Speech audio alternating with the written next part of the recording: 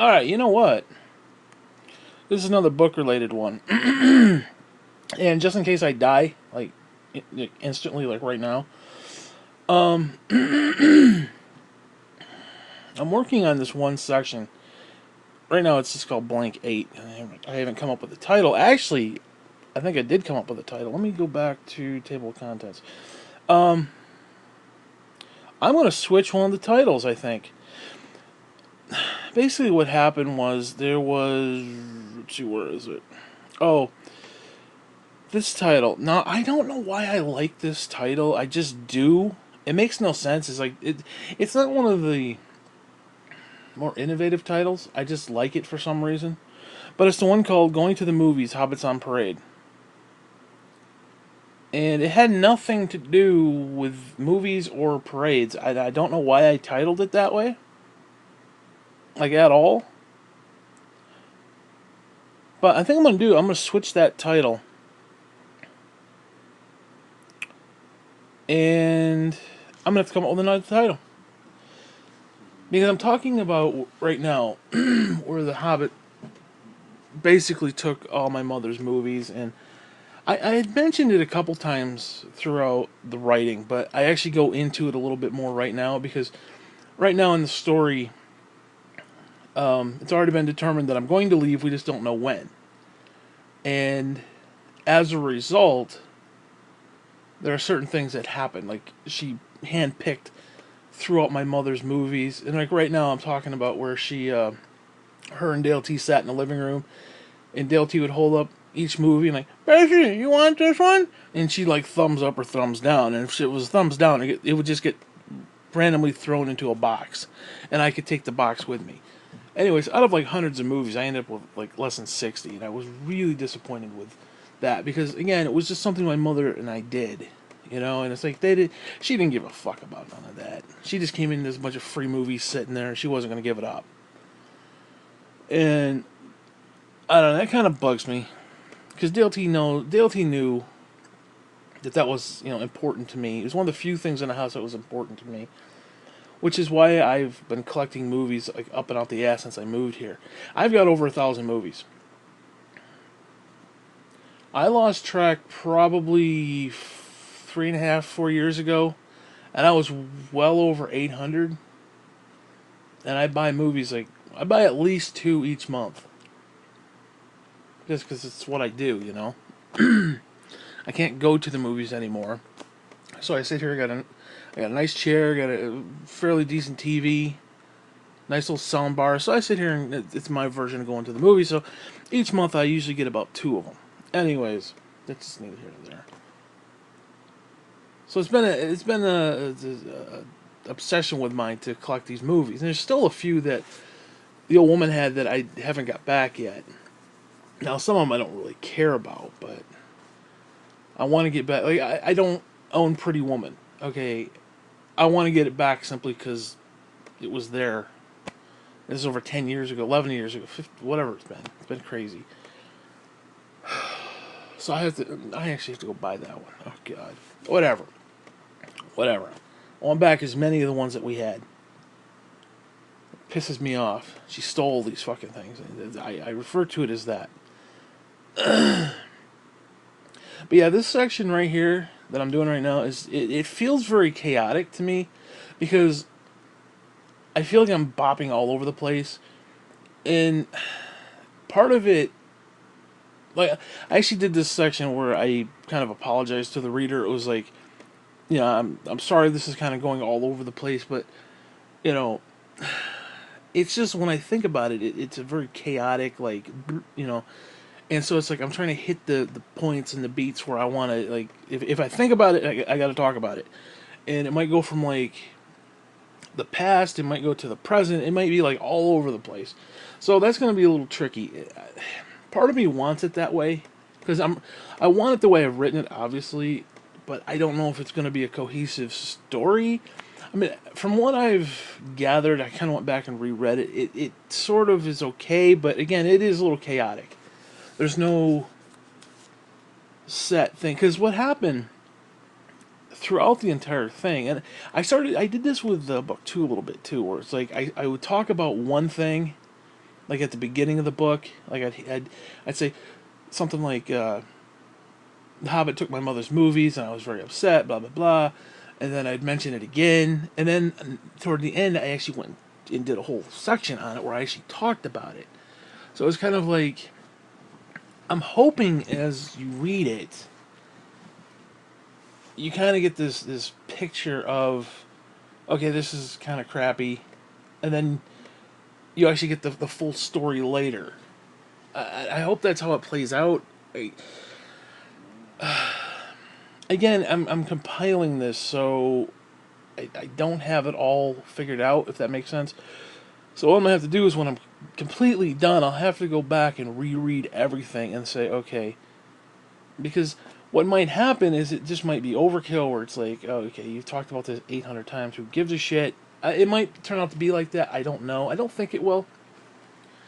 Because mostly where I talked about the different little sections, and I did it a lot, that's the problem, is that they made sense where they were, but I never actually went into the full detail of what it was. Just I glossed it over, if that makes sense. So I don't know. That's something I got to deal with. I'll have to deal with that later, but we're not there yet. So yeah, I think I'm gonna take going to the movies Hobbits on Parade. I'm gonna make that the title of this one, because that story is the one about Jean and her fuck party. Now I refer to it as just a fuck party, because that's where she was doing the whole thing. Essentially, she wanted to throw. Now this is Jean's logic. It just. She wanted to throw a 4th of July party for her British friends who came to the States. They were going to Vegas, I think, for a wedding. Which, a Vegas wedding it's just very shotgun and very hillbilly. Which is ironic that Dale T and the Hobbit got married in Vegas, which I find hysterical. I picture her dressed as Elvis. Uh-huh. I totally, oh my god, oh my god. Whatever. Now I can understand like the British people thinking that's classy. Whatever. Okay. Oh, speaking of classy, I've got to go into the whole JCPenney jewelry thing. That's something else I got to talk about. Because I know you and Nene and all that stuff, and like everybody's like, "Oh, get your jewelry at JCPenney's." It's just I got to talk about that shit because that absolutely is hysterical to me. Now, if I was buying jewelry for a woman, I don't know where I'd go, but I don't think I'd go to JCPenney. You know, I mean, there's really not much difference between Walmart jewelry and JCPenney jewelry, if you know what I'm saying. I mean, I don't know about like a K jeweler or some fucking thing. I don't know. But for like upstate New York, JCPenney jewelry is like really classy. It's like the highest level class you could get right there. That's like top tier shit right there. That's like holy fuck. Okay, and that day Dale T's out there buying JCPenney jewelry for everybody, and you were doing it. It's just I don't know. It's a beautiful little thing. Anyways, so yeah, I'm gonna have to come up with another title for that. I think it was Jean's fuck party. I don't know. Jean's 4th of July.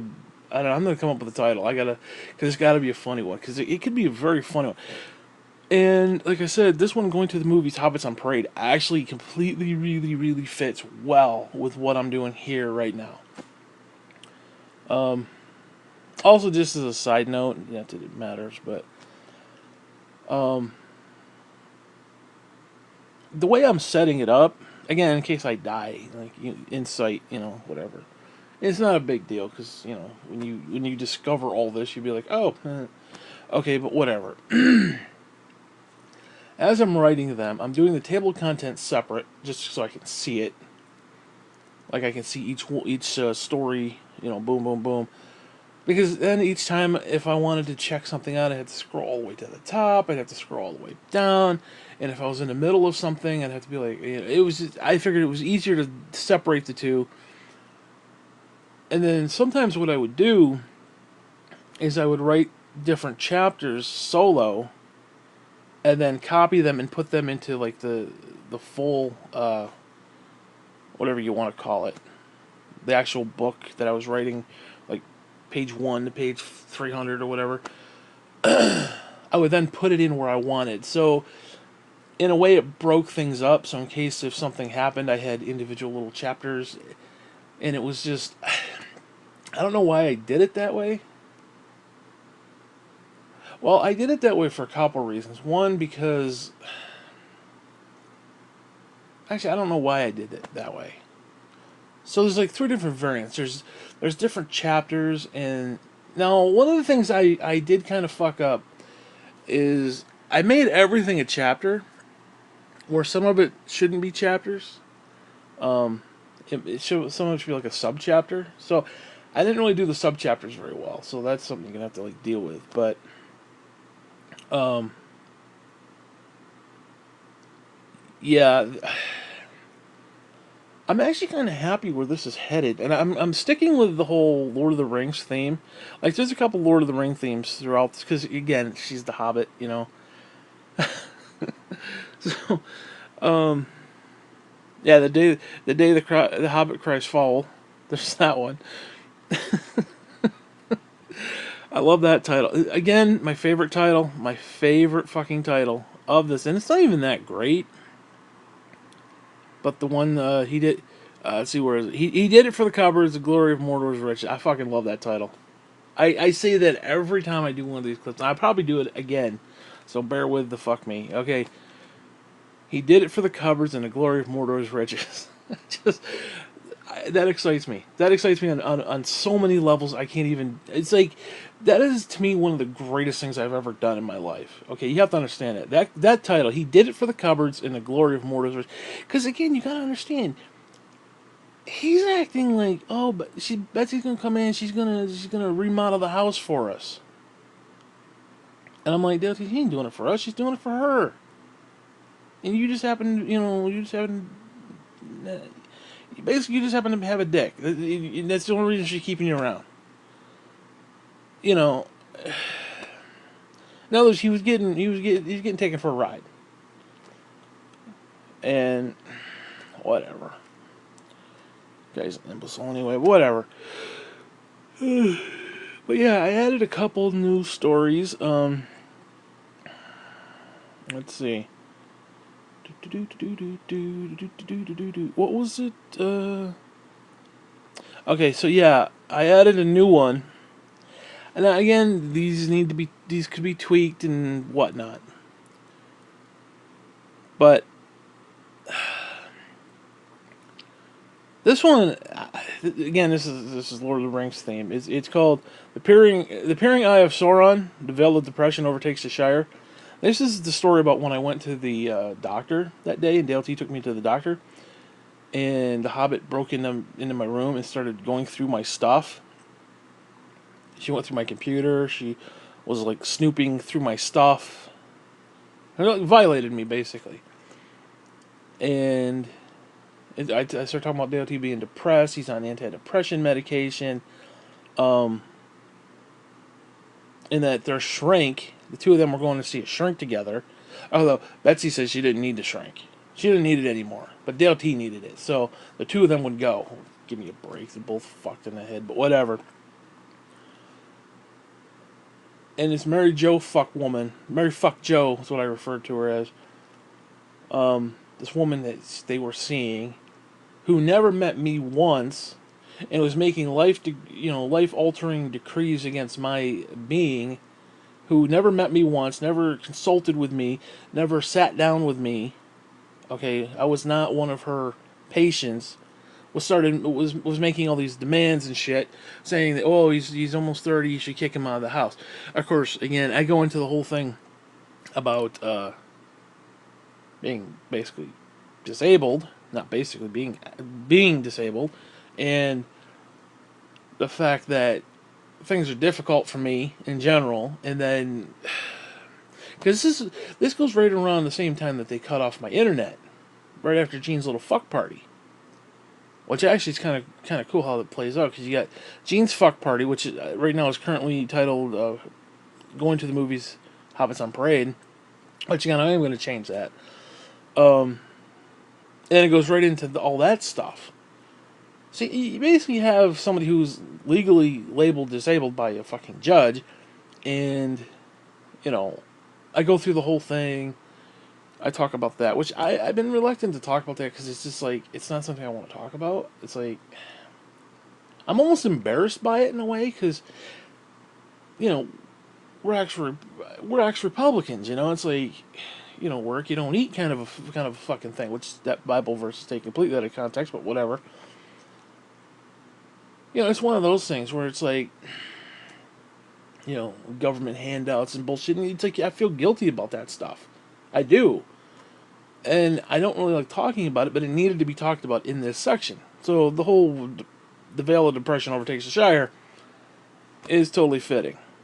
I then had to go into, and yes, I had to talk about this, the piss bottles relieving thyself chapter. And it wasn't even really a chapter, it's just a couple paragraphs. Because, again, what happened, and just this is what happened, being truthful about it, you know. Because, hey, if I can throw everybody else under the bus, I gotta throw myself under the bus. Well, what happened is that between the Hobbit, her drug-addicted, dope-smoking son, his idiot friend, Chucky, her mother, and anybody else. Oh, there's a homeless guy, too, the homeless nephew. Basically, on a Saturday afternoon when everybody was around, I didn't want to go out there. I just didn't want to go out because there's a bunch of strangers. You know how small that house was. You put 5 or 6 people, 5 or 6 of her kinfolk rolling around there. It's a very cramped, convoluted little space, okay? And I sure as hell didn't want to have to get up to go to the bathroom. So if I could kind of avoid seeing people that are strangers in my house, that are now loitering and taking up residence, the better for me. So yeah, I admit, I took some tea bottles and I pissed in them. Okay, I did it. I did it. I did it. I'm a horrible human being. Now the problem is, what do you do with it? Okay, because you can't just do it and walk out there with like a bottle full of piss. You have to wait for people who are not there to deal with it. So I had a couple from the weekend and I had stashed in the corner. I was going to deal with them appropriately. When time was right. Well, it was like that Monday or whatever, maybe even Tuesday. I may have skipped a day, whatever. Then I was out at the doctor. Well, as I was out, she was snooping and she found the bottles of piss, and it was like, okay, what the fuck's she doing hoarding piss? Which is not the case. Well, it is the case. It is. I sort of did that, even though it wasn't what I was doing. I mean, I can understand her point of view to, like, okay, I found these bottles of piss, what's he doing? Now, to her, it didn't matter because she didn't get it. She didn't get it. I mean, you understand, going to the bathroom, for me, in general, either or, one or two, it's very difficult, just in general. And then to have strange people just sit, because you understand, they loiter in the living room. And those walls are paper thin. So, like, even going, like, taking a dump, I would wait until everybody went to bed. Like, I got into a cycle where I'd be doing it like 2, 3 in the morning. And it was just, I just didn't want to do it. You know, if they're watching, you know, Austin fucking Powers and I'm in there going, you know, taking a dump. It is what it is.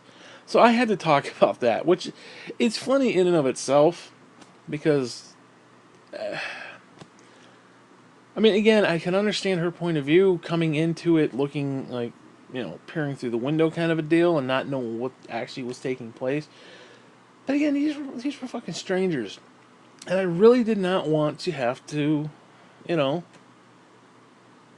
deal with that. Because it's like you walk through and everybody knows you're going to the bathroom. They see you walk into the bathroom and they know what you're doing. There's no in between. You know, and it's just, I don't know, man. It's just something about that. So yeah, for like one weekend, I peed in a couple bottles because she had a bunch of people there.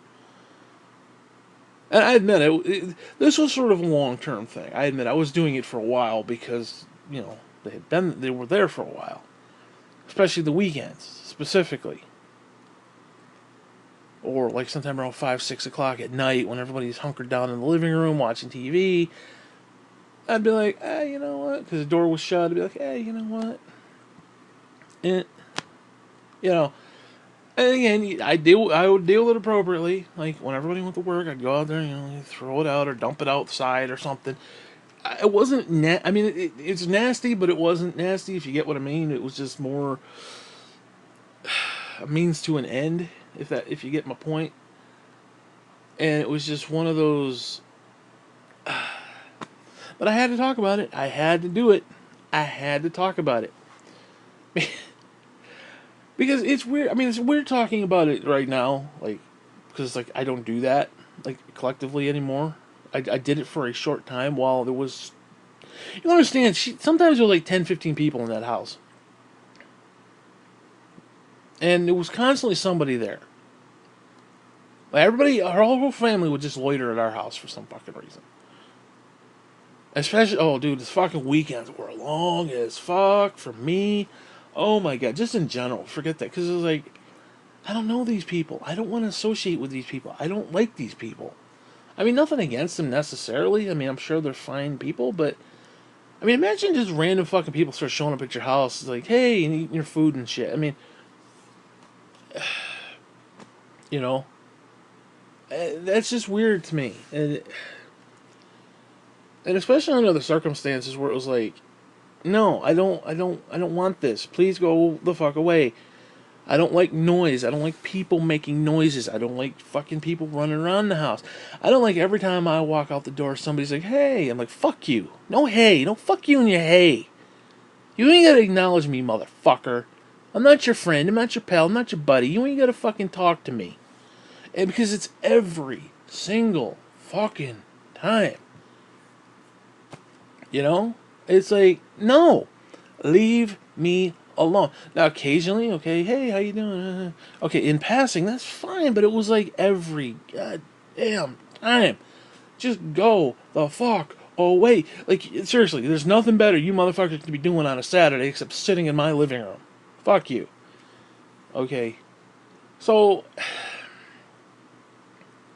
I want to point out that, yeah, the whole piss bottle thing was nasty.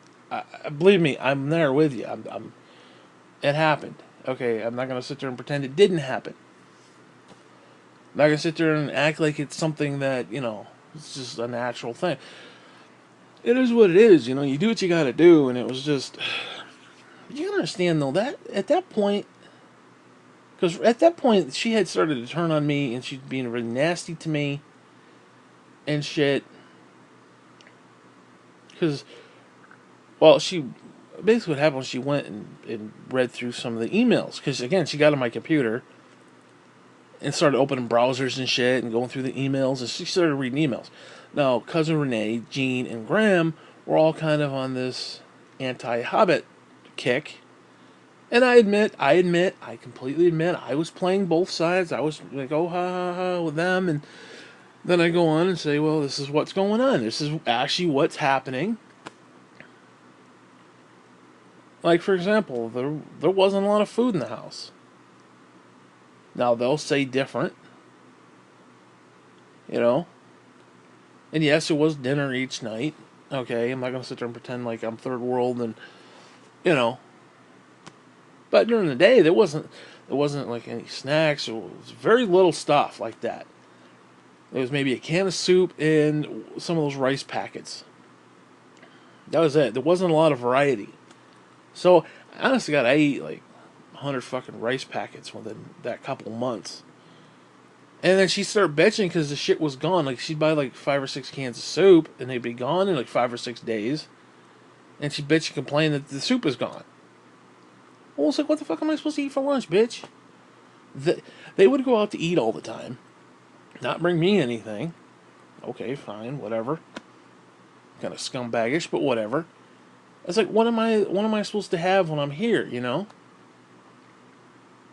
And it's like, no. So the whole situation surrounding that was very. That's the whole boiling of the fucking steaks thing, too, by the way. I should talk about that, too, the boiling of the steaks. That'd be a great title. The boiling of the steaks. That's where I had to boil the steak. Cause, well, one, it was wintertime and we couldn't grill, obviously. And they basically went out to eat, and it's like, I was like, are you going to bring me back something? He's like, hey, no, there's steaks in the freezer. And I'm like, what the fuck am I going to do with a steak? I don't want no goddamn steak. What am I going to do with that? How am I going to, I was like, how am I going to cook it, Dale T? You boil it. You boil it, put it in a pan and boil it. And I'm like, I was like, okay, I guess. I guess I could put it in a pan with some water and boil a steak. Because you have to understand,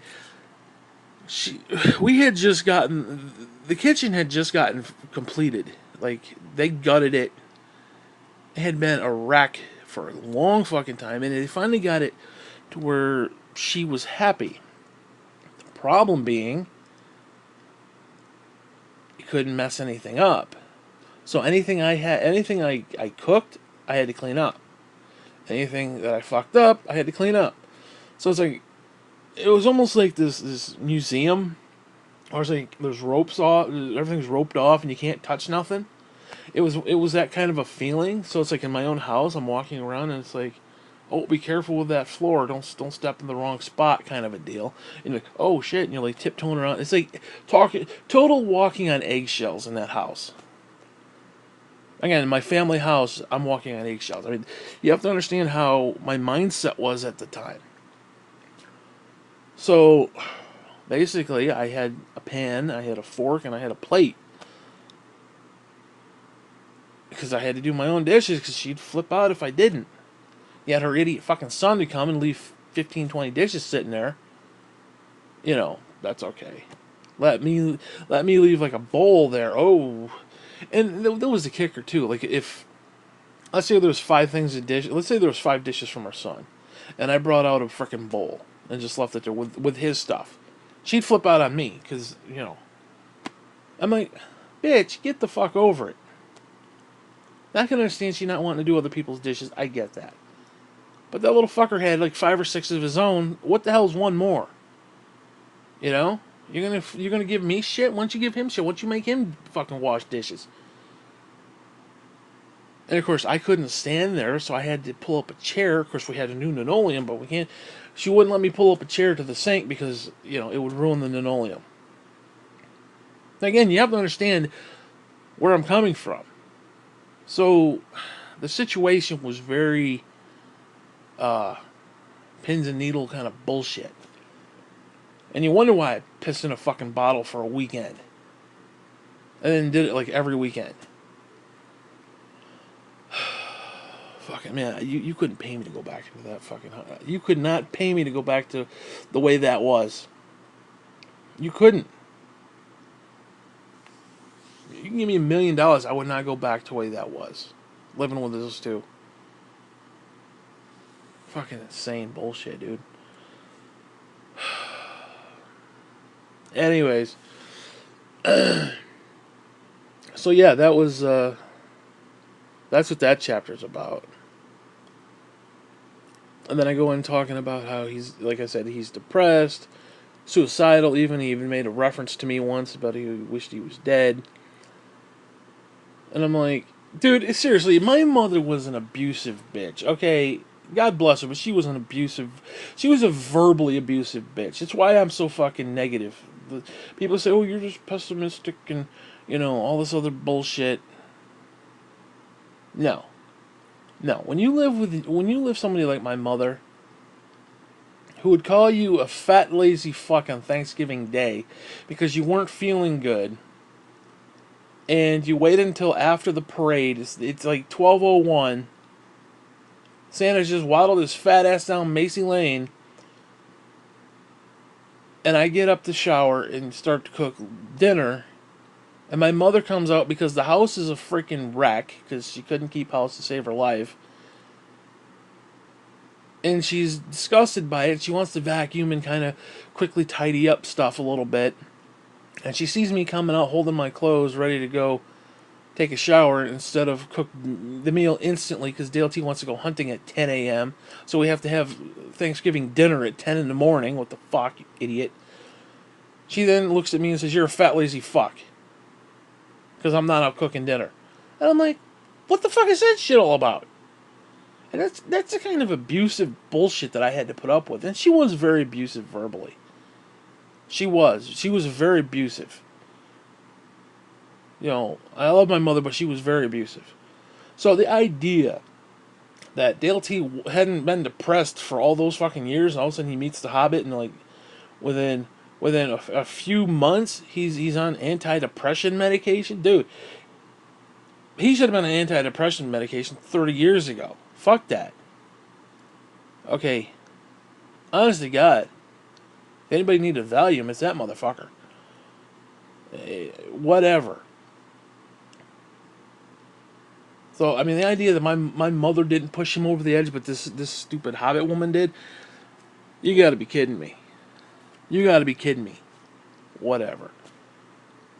So that was kind of the setup for, you know, me leaving. And then this one, I kind of wish it was a little bit more, because again, I'm keeping with the Lord of the Rings theme. And I called it Leaving the Shire for Brandywine. And I wish I could do a little more with that. Like, Leaving the Shire for Brandywine, the journey, something, whatever. I may have to add to that one, because that one just seems a little weak. But that story, and again, they go right like back to back. I love how each one of these chapters really do go back, like one sets into the next, because I don't know. I'm very happy with the way I did that, and I didn't really do it purposely. It just sort of planned out that way. In reality, it's nothing I did, so it's kind of cool. Whatever. But yeah, that one's subject to tweakage. Well, they all are to a point. But Leaving the Shire for Brandywine, I need something like, again, Leaving the Shire for Brandywine. The journey so far, the journey begins. The journey, leaving the Shire for Brandywine, the journey begins, or something like that. In other words, leaving my house and living with Graham and that whole thing, and I then go into I go into because at this point in the story, things are like really nasty. Like, just the Hobbit won't even look at me. Like, she's just disgusted with me at this point. Like, fuck him, right? No. The problem here, and I kind of harken back to what I was saying before, where everything's kind of like all over the place, where I jump around. This right here is right around the time, and I told the story about this section I'm going to refer to way at the beginning. That was,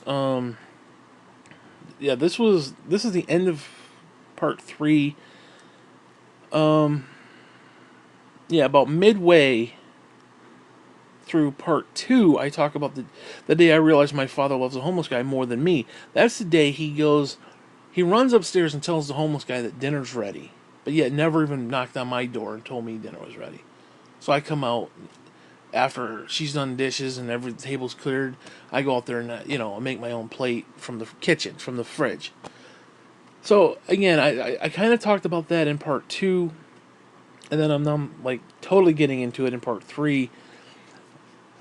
But at the time, it kind of made sense, but it feels like I'm rehashing the story, even though I technically am. Well, actually, I'm not, because, like, right here, I'm kind of glossing over the concept. I'm not actually making reference to him loving the homeless guy more than me.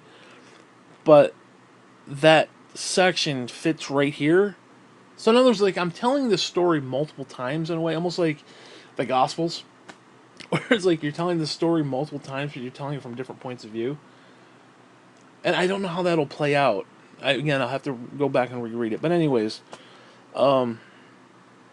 this is where the whole phone calls with Graham started. This is where the whole Graham remix, and I talk about that for a little bit.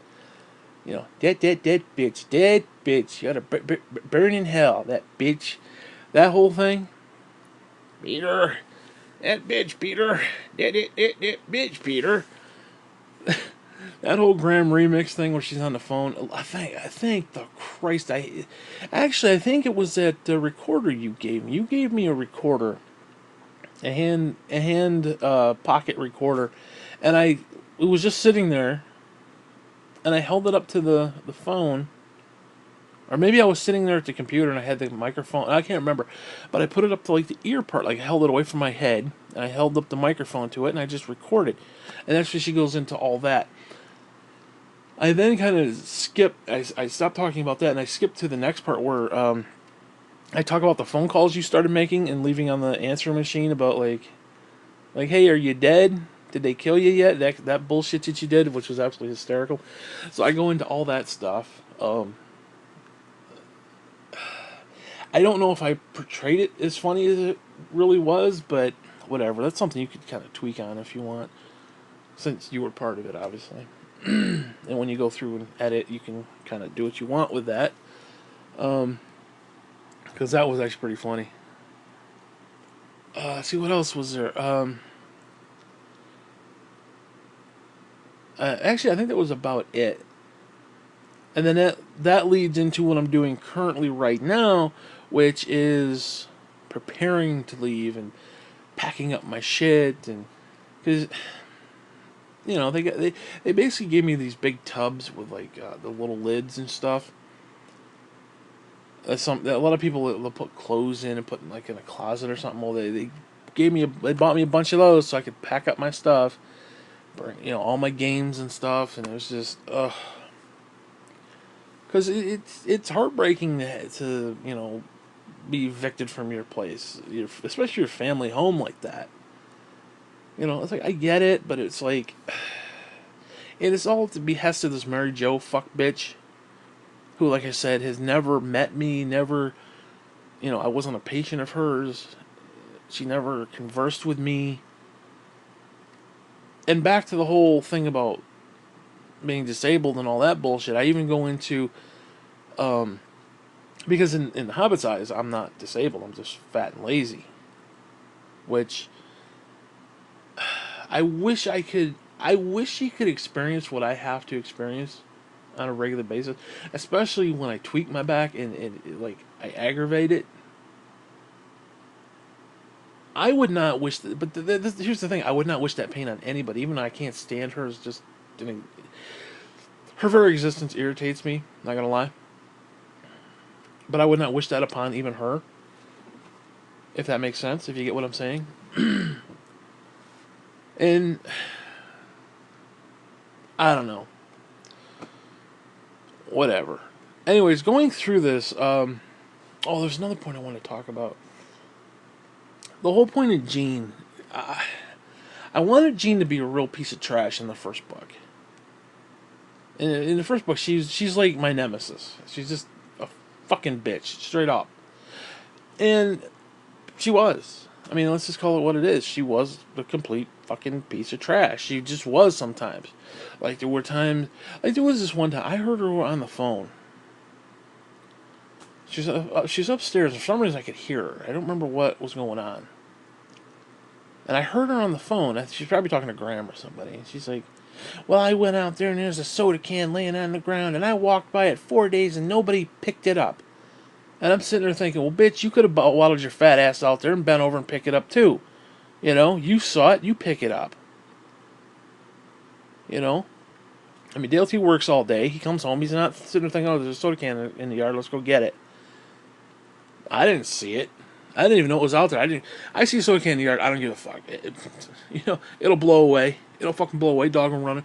Some neighbor dog will run up and grab it and run off and chew it up. Who gives a fuck? Especially out there in the ditch and shit. Who gives a fuck? Nobody's paying attention to any of that stuff. Yeah, there's Jean, all haughty and bullshit. It was that kind of stuff. What the hell? Excuse me. Oh, God, what the hell? My throat just closed up. Anyways. So yeah, she was a complete fucking piece of trash. And then in 2, I wanted to also be kind of a piece of trash. But I wanted it to slowly transition. And I wish... I don't want to say I wish she had read it, because I wish she hadn't read it at all. But I wish I knew. I wish she had known, or knew, whatever, that her portrayal in this was going to, hopefully, by the end of this, by like the fourth book, by the end, was going to be. There's going to be like a role reversal where she's still a piece of trash and on multiple levels. She's just a complete bitch on multiple levels. But the character's more sympathetic. And I did this section. I hope I don't think I did it justice, but I hope I did. I'll have to go back and reread it. I probably didn't, because I've been in this thing lately where it's like I write and then it's like I'm leaving out words, and it's like the thing is just not cohesive. Like sometimes I just type and it's like magic. It's like, oh my god, greatest thing ever. And then other times I write and it's like in my head it's like, wow, this is really good, and all of a sudden I go back and read it and it's like it's like it makes no fucking sense. It's like words are missing, whole sections are missing, whole thoughts and concepts are missing, and it's like, what the fuck was I thinking? Like I get typing so fast and it's like blah, blah, blah, blah, blah, and my mind is going faster than I can type, and it's like it's just whatever. It's a tragedy of life, but whatever. That happens. Okay, it's just, it is what it is. And I really. Well, there's a couple points, because I may need to highlight this a little bit better. Again, when I read through it again, I'll have to see. But she lost her fucking mind. She absolutely went nuts, and I'm not saying, like, The Hobbit is legitimately insane. Where Jean had like some sort of psychosis where she just went like, okay. And I remember that Christmas 2006. She greeted me at Graham's door because Dale T brought me up so I could, see Graham and Jean. Was ironic because a year prior, Dale T, Betsy, and myself and Jean, we were sitting there having a little family Christmas. It was awkward as fuck. Whatever. And then a year later, she was jettisoned from the family. Now, to be fair, my mother and Dale T were really hoping she'd move years ago. So, this whole thing, but again, it came as a shock to Jean. They had just put the siding on the house, which again, I warned them. I told them don't do that because I knew insider trading. I knew what was going on. I was like, you really don't want to do that. And Jean's like, oh, it's so great. She had her new windows and, And then right after that, boom. That was a good $10,000 up and up the fucking ass. Yeah, no, that's another thing. My goddamn family legacy. I love how the fucking piccolo player got $10,000. The fucking siding on the house was $10,000, and I think there was another $10,000 somewhere else. I don't remember. Because Graham's going to set up a scholarship at the local school here and be like, "Well, Peter, your mother loved music, and I want to have a music scholarship at the local school." And I'm like, Graham, my mother also loved me. Why don't you give me 10 grand? Okay? Fuck the piccolo player. Fuck that little faggot. Fuck him. Or her, whatever. Who gives a shit? You waste 10 grand on a fucking scholarship in my mother's name? Why don't you give me 10 grand? I could go to college or, local college for a couple, semesters. Or whatever. I don't know, whatever I can get out of it. Take a couple classes or something. You do something. Better myself in some level. No, what do I get? You know what I get? I get her saying, because she was upset with Dale T at the time. And basically my chair had broken. And I needed like $300 for a new chair. New computer chair. And because my back, I need like a wider chair. I need a deep, wide chair. And they're usually a little more expensive. Well, Graham wouldn't buy it for me. Because she felt, oh, your father should do it. My father was so fucking in debt, it's not even funny. He ain't got $300 for a fucking chair. Yeah, she gonna give 10 grand to the fucking piccolo player. Oh my god, dude, I'm sorry. That irritates me to this day. And I don't care about the money. I don't care about that stuff. I don't give a fuck about that stuff. I really don't. I mean, it would have been nice. Well, great, actually. Fuck you. Whatever. It's not about the money. It's about the principle of the fucking situation.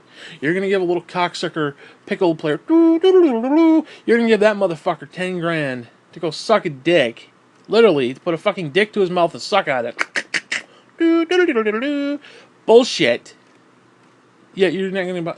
You wouldn't even buy your own fucking grandchild a fucking chair because you believe that my father should do it, and you're basically holding against him. Well, again, he was broke as dick, so guess what? You're hurting him. You're hurting me. That's what happens. And it was just, I don't know, man. That was kind of irritable to me, irritable bowel, and it just pisses me off even to this day because you couldn't reason with her, and it was just one of those things. I was like, okay, Graham, whatever, man, do what you got to do. You know, hurt my father, do what you got to do. Whatever.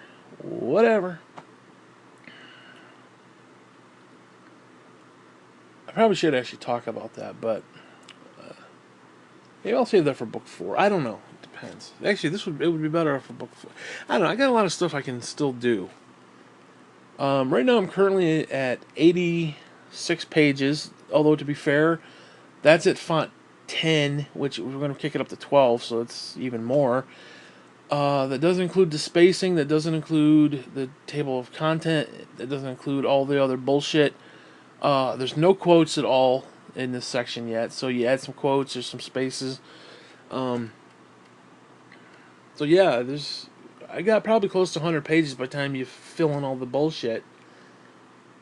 Like 86 pages right now. So yeah, there's probably close to 100. If I get around 150, I'll be happy. I'd actually be very happy if I get around 150. So I need about another 50 pages. There's no filler in this. Let me just look. Is there filler? Like, because in book 2 there was the Big Dumb Waterman story. Because book 3 is a completely different thing. Like book 1, there was kind of book 1 was interesting because there's a narrative, especially the school years. Obviously, there's there's kindergarten, first grade, second grade.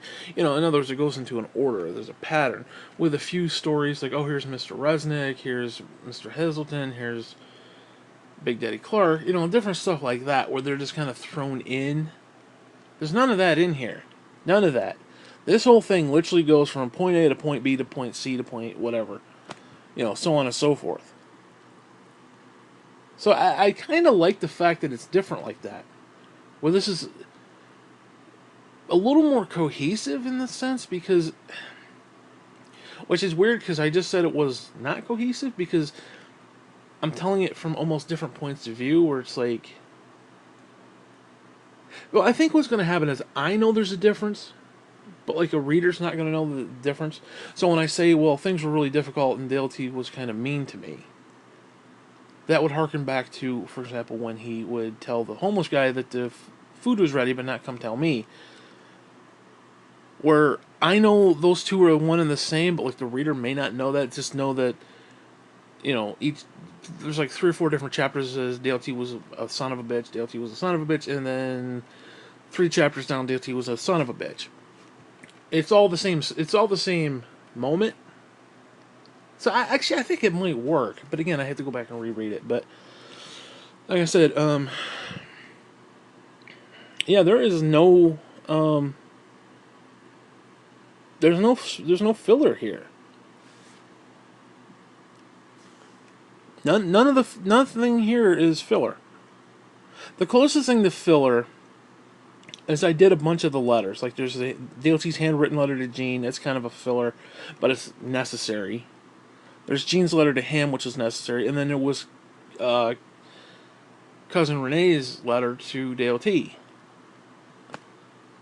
And technically, I had a letter to Graham, which I didn't put in there. Actually, I did put in there, but I made it into a different chapter. I made it into an actual chapter. where I was because Jean, I swear to God, and this is going back to what I was talking about with Jean. Um, she went off the deep end. She literally, I think she snapped. I saw her that Christmas when I came up to the door, Graham's door, and I saw her. She was like out of it. Like I literally worried for her safety that she was out of it because she had just lost the freaking dog. She had just lost her dog.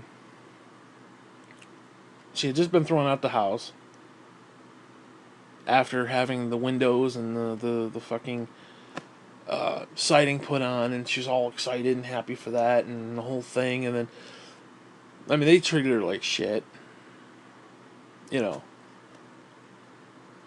And like I said, she lost her fucking mind, and there was a difference between the Hobbit being just insane and her snapping. I mean, Jean went off the deep end, and I hope it makes her seem very sympathetic to like a reader who isn't privy to the bullshit. Um,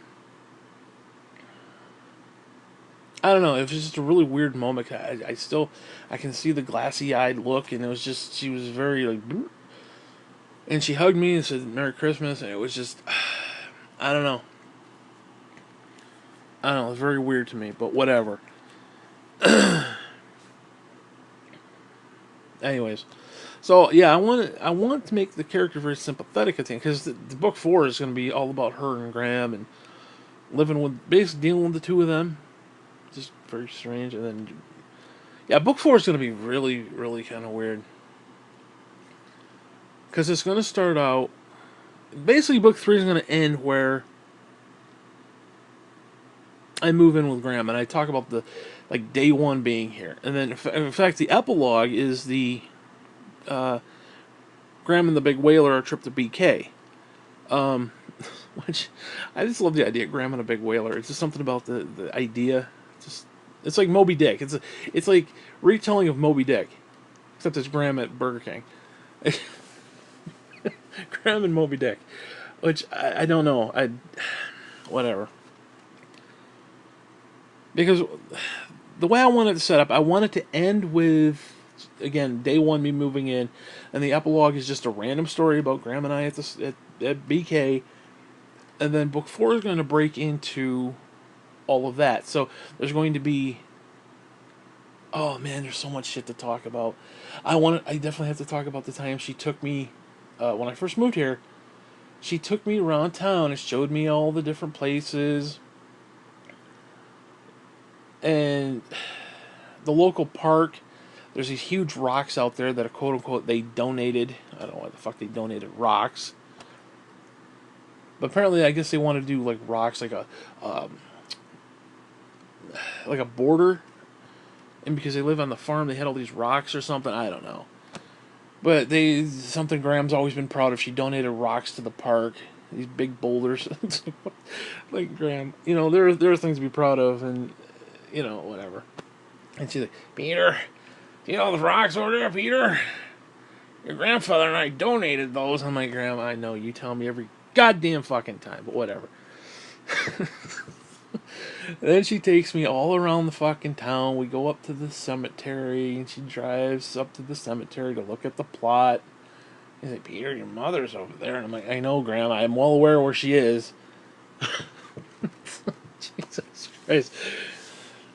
Your mother's looking out for you, Peter. I'm like, yeah, she's looking out for me. I don't know what the fuck she can do in a little spirit state, but whatever. Disembodied consciousness out in space somewhere. I don't know what the fuck she's going to be doing.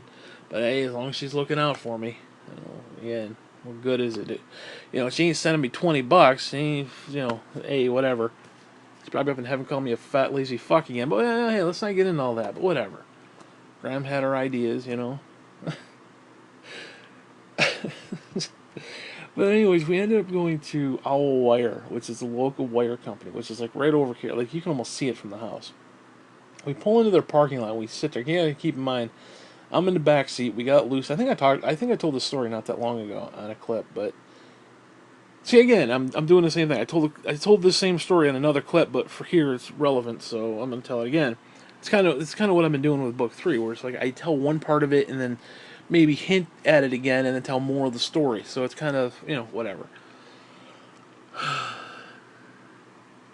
Anyways, we're sitting in the parking lot. I'm sitting in the back. Like, she's in the driver's seat like a chauffeur. I'm sitting there with Lucy because we had to. Grandma always loved to take Lucy, which is weird because Grandma fell in love with Lucy. It's just, I don't know. It was just a really weird thing. Because Lucy would bark when I'd get out of the car because I left her alone. Lucy wouldn't bark. I'm getting off topic here, but Lucy wouldn't bark for anything. So when she actually did bark, she was actually cute. Like some dogs, just like Ollie. Honestly, God, one day I looked out the window and Ollie didn't even see me or hear me, and he's just sitting there. He's literally standing on the porch, looking out over the bank, going roof, roof, roof, just looking and roof. Roof. He wasn't even doing anything. It wasn't like he was barking at something or like, oh, there's a squirrel. Roof, roof, roof. No, he was just roof, roof, roof, just to make noise. And he would do it constantly. It's all he would do. Roof, roof, roof, constantly, no matter what.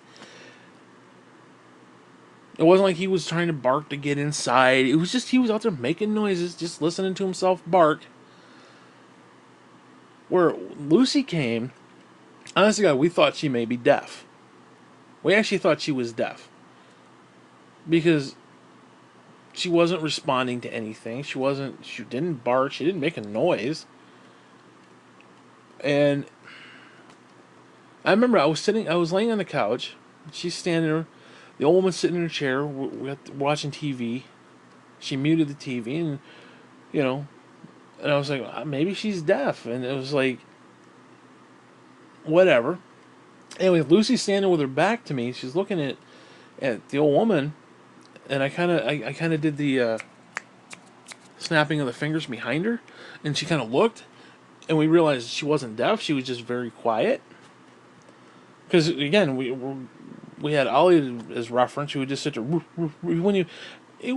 honestly, God, he was just mindlessly doing it. He was just mindlessly doing it. So again, when she barked, it was cute. Because she would bark at a squirrel, or she'd bark at, because sometimes she'd get testy and she'd like bark at somebody, like, because with her it was very funny because she'd get testy and you see this little attitude. She's like, roof, roof, it's just this little attitude, and it was cute, whatever. And again, I'm not into dogs barking. It's like kids screaming is not cute ever. But like this was one few times when she actually did bark. It was cute because again she was doing it at something, and it was like she's got this little attitude, and it was that part of it was cute. It was almost like you wanted her to bark because it was just cute. Ollie was like, punch him in the fucking throat till he stops. Just punch him until he dies. Like honestly, God, there was times we let him out for 3 hours. He would not. He was constant roof, roof, roof, roof, roof, roof, roof, constant for 3 hours. And it was like no purpose to it. It was again, he wasn't barking at any one particular thing. He was just making noise, just barking up a storm for no fucking reason. Well, like Mr. Boots, he doesn't bark either. He's another one. He's kind of quiet. And the only time he barks is like if he sees something out the window. Or like the guinea hens will run up to the fence, he'll bark at him. He did bark at the horses. Well, the horses scared him though. I'm getting off topic here, but the horses scared him because what happened was one night the horses got out. Apparently the fence was down or something, and one of the horses came right up to his fence and like leaned over. You get a picture of like a big horse head, like Godfather kind of shit in the bed. Like the fucking horse just like leaned over and he didn't see it. All of a sudden he runs down the stairs. He's just minding his own business. All of a sudden he looks up and there's this huge horse head right in his face.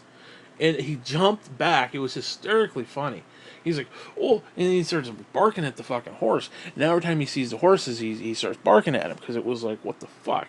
Because the horse wasn't supposed to be there, and it's in the middle of the night too. So, I mean, it kind of creeped me out. I looked and I was like, holy shit, there's a fucking horse right there. So we both kind of got freaked out by it. But like every time, like if he's got a picture, the way his fence is, there's that little area, little grass area, and then there's the fence toward the barn. So there's like this little area there, and when the horses come up to that area, they're not like right close to his fence, but they're close enough. He will bark at them. Or like the fucking woodchuck comes out. That son of a bitch woodchuck, I swear to God. He'll bark at the woodchuck. Well, to be fair, the other woodchuck bit him, so you know. So there's a few things he will bark at, and he's another one that's it's almost cute, although he does it kind of like when he gets in a wild little state, he's not cute. Where Lucy, when she got in that state, was cute. It was just very cute when she did it. I don't know why. I don't know. Whatever. Anyway, so I'm sitting in the back of the Graham's car. Get back to the story. And Graham's like, Peter, this is all where, Peter. When your father comes to his senses and he leaves that bitch, this is where he's going to come work. He'll come live with us, Peter. He can live. He can sleep in that other room up there with you. And she had this whole thing. I'm going to go into all that. Where she still loved. See, the problem is she loved Dale T, and she thought that Dale T was just being manipulated by the bitch. Was basically what she thought. Not really. He was actually, part of the conspiracy. He's part of the problem. He was the problem, actually.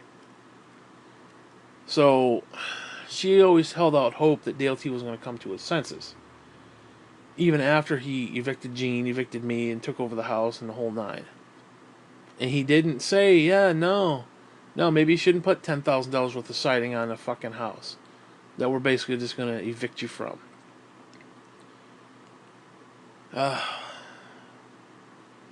Oh, another thing I got to talk about is Graham's visit here. That's right, I got to talk about that. Graham's last visit. That's for book 3. I'll get into that later. Actually, there isn't really much to talk about.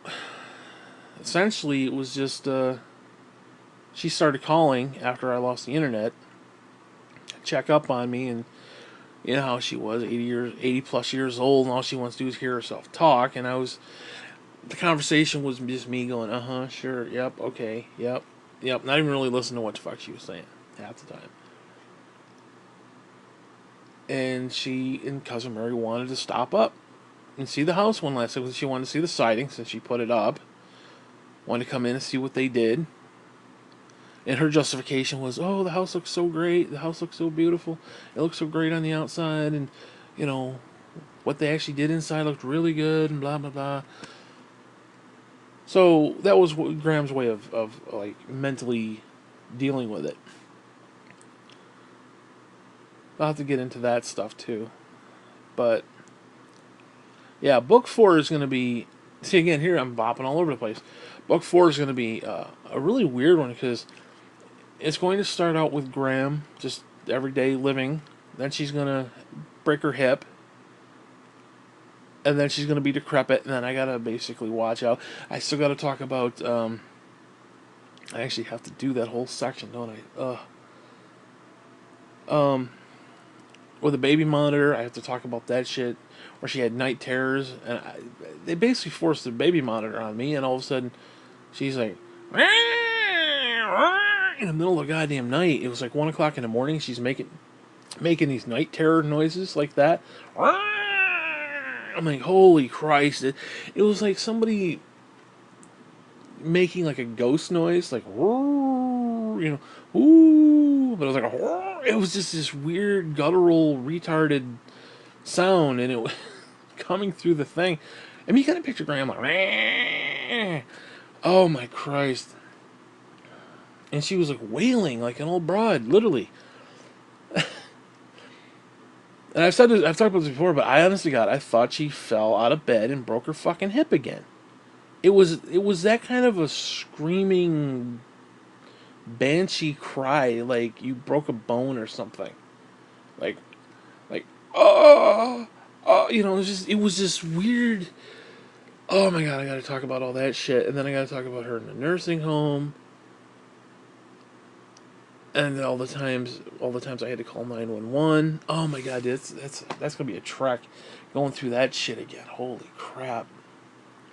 Because I may actually do 4 parts of that because there needs to be like an opening sequence where it's like, okay, I'm living here now. There's stories with Gene and Graham and like the time we went to Walmart together. There's these weird little stories that need to be told, and then. There's one where Graham takes a tumble. And then there's one where Graham is basically decrepit. And They left her alone with me, basically, which is just something you don't do. There's all that section, and then there's and then we finally, thank the Christ, they took her to the nursing home. Whatever. And then she dies. And then Lucy dies. Well, actually, Jean moves after Graham dies. Jean moves in. She becomes the landlord downstairs. And then Lucy dies. And then Jean dies. And then my Uncle Paul died. Her ex-husband, Jean's ex-husband, dies. And my will to live has died. So, yeah, the whole book literally is thousand, 100 ways to die, 99 ways to die, or whatever the fuck that song is. I mean, seriously. The whole thing is a book about death. I mean, literally everybody shit the bed. From like 2013 to 2016, everybody died within a 3-year period. Actually, shit, yeah, actually, a 3-year period. Everybody shit the bed.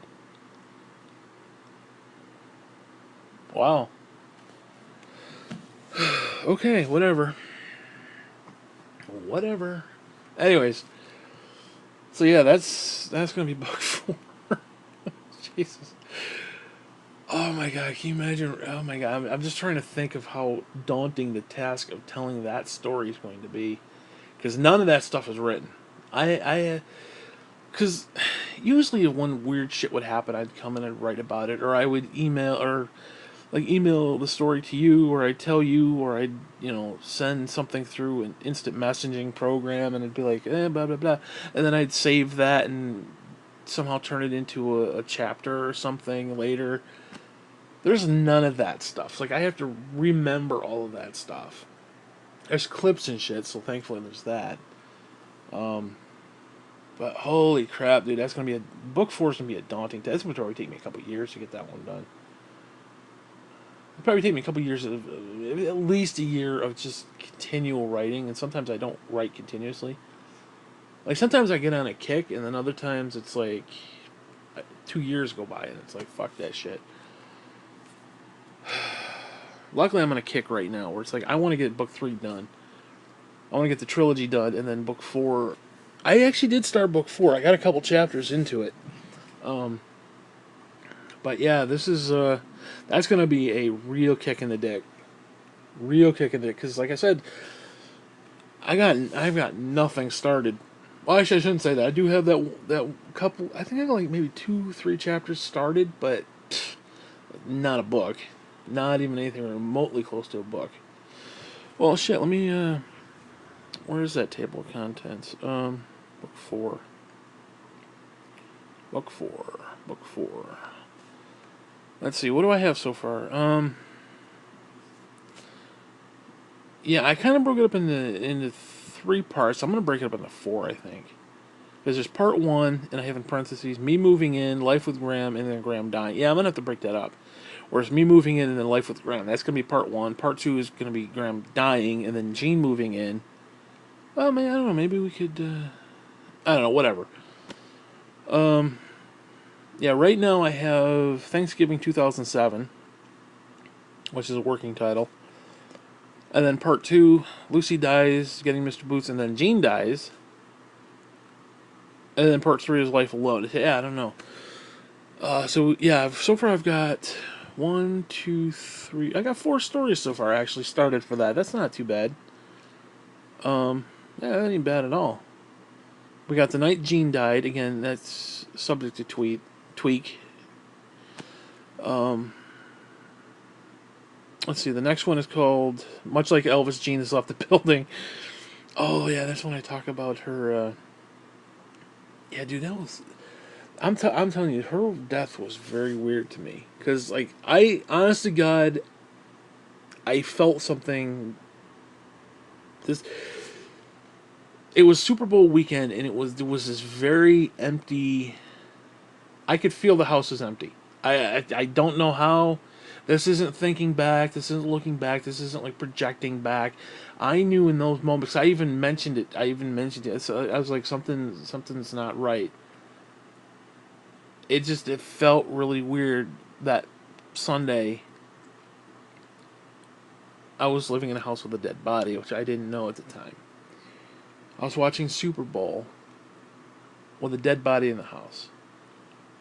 And I'm telling you right now, when she died, it was a weird feeling in this house. It was that Saturday night. I heard the thud. Like I can, I'm, st- I just like I literally just heard it in my head. I'm laying in the same spot where I heard it. I'm laying in the bed with the tablet, and it's like I can still hear it again, like over and over. Like I just hear that thud, boom. I just because it was a loud thud and then a door slam, and it was like boom, boom, boom, boom. I mean, that's not even a representation of the sound, obviously, but it was like back to back. It was like do do. It was like two things back to back, and that night felt weird. Again, I let the dog out. I swear to God, I saw a short, squatty woman in the road or out by the road. I swear to God, looking toward the house. I swear to God, I saw something out there. I'm not making it up. Again, I didn't know she was dead, but I remember I went out there because I had to go downstairs, and I'm sitting on the porch. There was no light. The only light was from her living room shining out, and I could kind of make out like the tree line, and I could make out a few things with a little bit of light that was there. And I swear to God, there was somebody short and squatty. I was like, what? For a split second, I thought Jean was out standing there in the road looking at the house. I'm like, what the hell is Jean doing outside? Like, whatever it was, midnight, 1 o'clock, 2 o'clock in the morning. I was like, what's Jean doing out in the middle of the road? And then I double take it, and it was like, nothing there. I'm not joking. I'm not like ghost story bullshit. No, it freaks me out even thinking about it. I'm not saying it was Jean, but I saw like a short, squatty. It looked like a short, squatty woman with short hair. I swear to God, no fucking kid, no joke. It was like very weird. And then those next couple days, Tuesday was different only because I woke up like around 11. I basically woke up to a banging on the door, knock on the door, and it was cousin Cindy telling me it was over. So Tuesday was kind of weird. But like that Saturday night, Sunday, Monday. I remember I was watching Monday Night Raw the next day, and then the Super Bowl. Those couple days, I tell you, there was a weird vibe in this house. No kidding, no joke. Very weird. I I don't know. I something felt off. And I knew it. I knew it when it happened. That's the reason I'm making a deal of it right now. Is because I knew it when it happened. I didn't know what it was, but I knew something was going on. I just did. Well, I shouldn't say I knew something was going on because it didn't feel like something necessarily was going on, but it was more like this is just a weird feeling. I don't know why it's here. I don't know why I'm feeling this way. Of course, being depressed all the time, I thought it was just kind of maybe I'm just being depressed, and I was like, I'm not feeling depressed. It was something else. It was like a veil, like a shadow or something. It was just this weird, like it wasn't me kind of a deal. But everything else around me was like fucked up. I can't express it. I can't explain it properly. I get these weird feelings and vibes and shit, and it's just that was one time where it was like, holy shit. And now I look back onto it. Yeah, maybe I'm projecting slightly because at the time,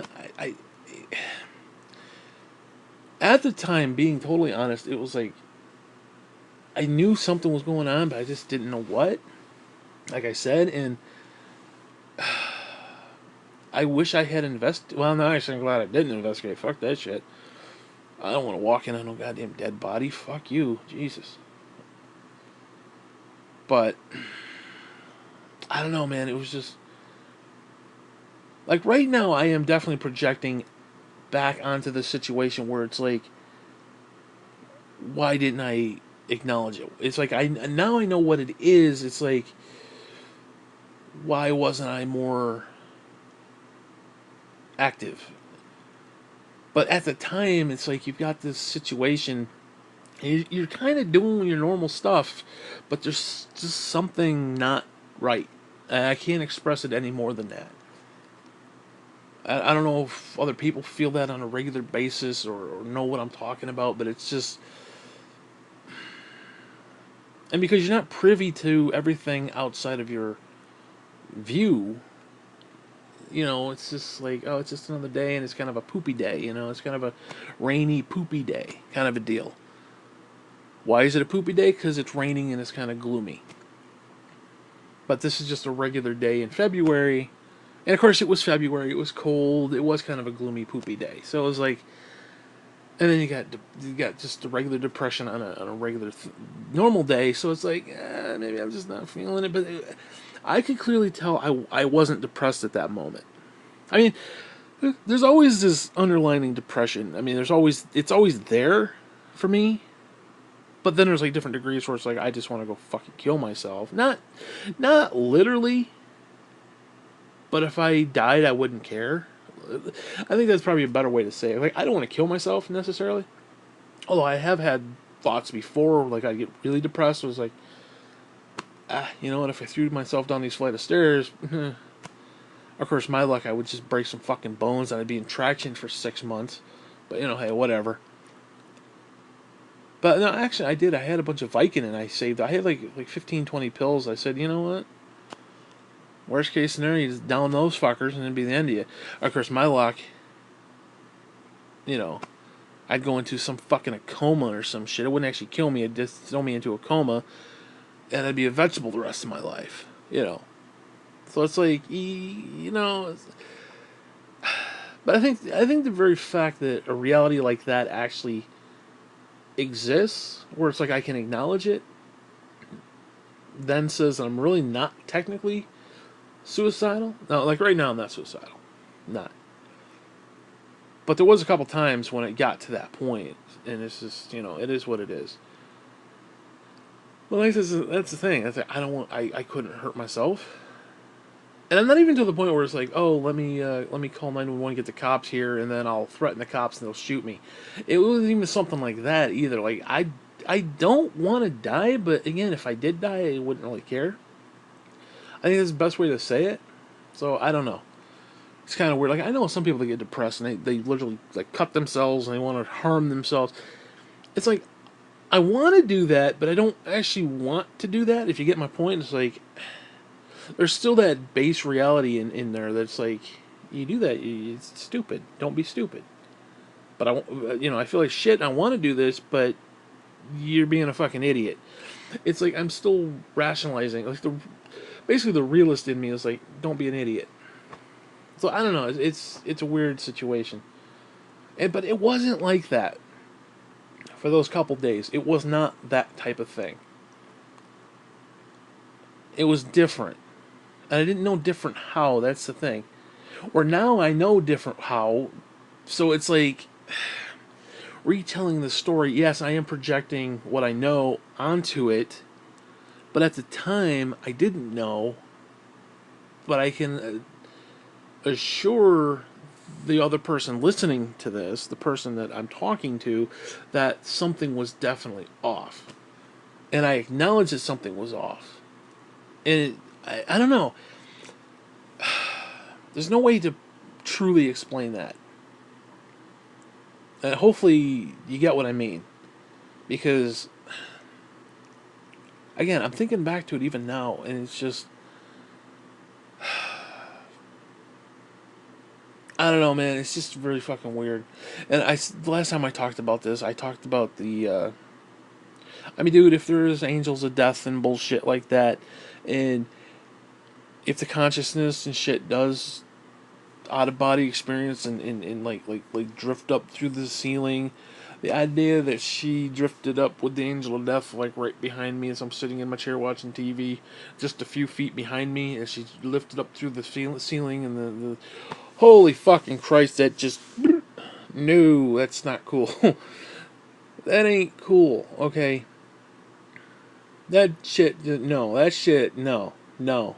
No. Get thee behind me, motherfucker. That's some evil shit right there. I don't want any part of that.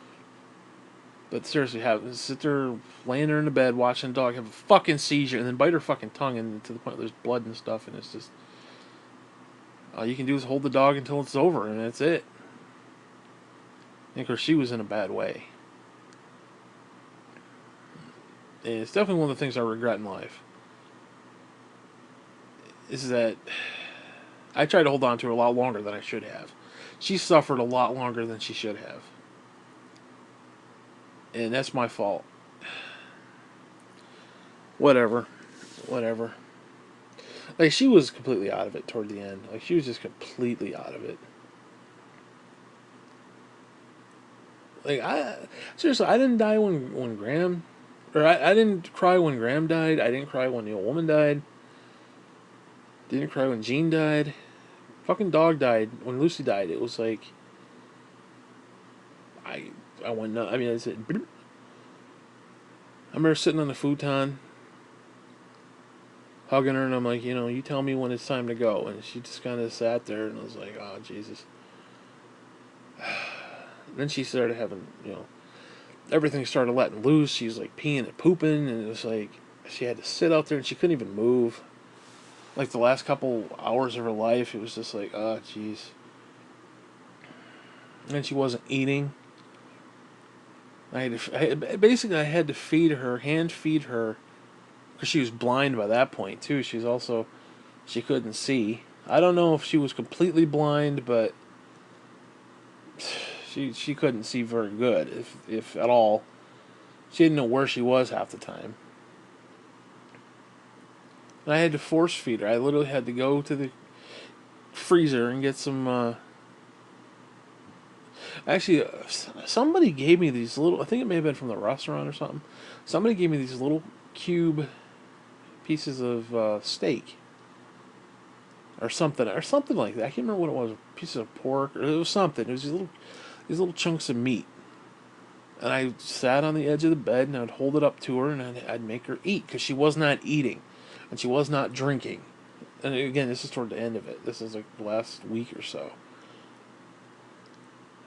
And I don't know, man. Going through that. I mean, you just lost Graham. I mean, seriously, think about it. I just lost my mother a few years prior. I got evicted from my home, my family home, to boot. I then have to live with Graham. I then have to watch Graham deteriorate. I then have to take care of, not take care of, but like watch and keep an eye on her, which just, I had to go downstairs, call 911, and because I couldn't lift her because of my back. So I had to, do all that bullshit, baby monitors, all that bullshit. And then Lucy dies. She has a seizure and then dies. And then Jean dies. And it's a tragic fucking book right there. That's some tragic shit right there. But what's really cool about it is, especially if you, like, put it in context with all four total, you got the beginning, which is basically the arrival, my birth, and it goes through schooling years, and then book 2 is kind of my adult life, and all that other bullshit.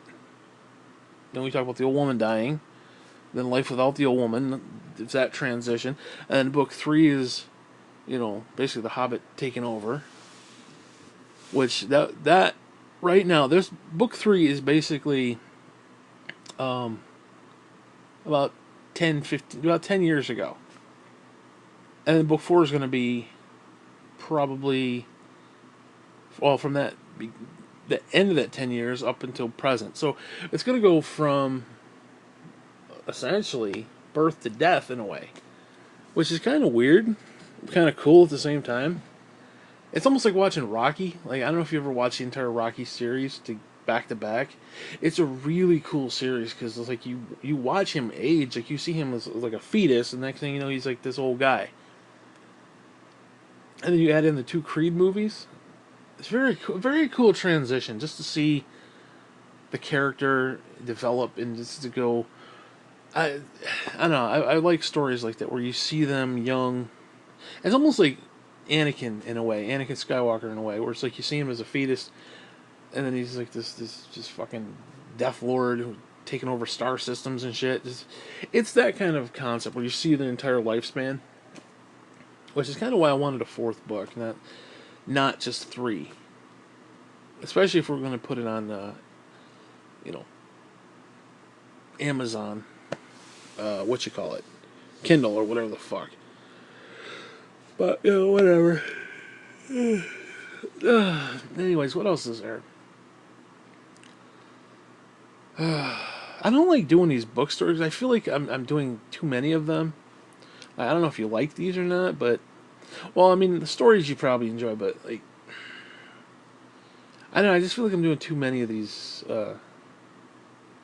book topic ones. Anyways, so yeah, book 4. Let's see. We have Thanksgiving 2007. The night Gene died. Then the next chapter is much like Elvis. Gene has left the building, and then we have Gene's funeral. Again, those titles are definitely subject to change. They're all working titles. I just kind of titled them what I did, so I know what the story's about. If you get what I mean. So yeah, book 4 is well, it's got 4 stories. That's not too bad actually. How many? It's out of curiosity. How many pages is book 4? We're up to 6,500 words. Let's see. 1, 2, 3, 4, 5, 6, 7, 8. How about 9 pages? I got almost 10 pages. That's not bad. I gotta put the page numbers on this, but whatever. That's not bad. I got about 10 pages so far. Huh. Whatever. But yeah, definitely, I got some stuff here, actually. I've got... Oh, it's Graham versus the Bee. That one's funny. Actually, that one's funny to me. I don't know if the story itself is funny, but well, you gotta picture Graham in a Mary Walker. Like, she's supposed to keep her ass settled down, but she's chasing a bee around the fucking house. This is after she fell and broke her hip. Oh, then I got the story about making fuck pie where I dropped it on the floor. That was one of my first experiences here. Actually, there's some stuff written here. Wait, why is that? Wait, is this... Okay, no. I'll say that's stuff for another day. Whatever. So what else do I have? Oh, this is basically a couple emails I sent Gene where Graham was going nuts. I talk about that. Let's see, what else is there?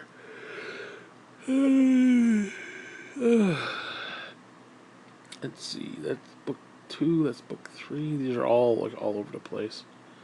There's some book ideas I gotta do. That was some sort of chat that we had. I do have that story, Understanding the World Wide Web. I don't know, I got an entire chapter. I don't know if I can do anything with it. That's a filler story, though.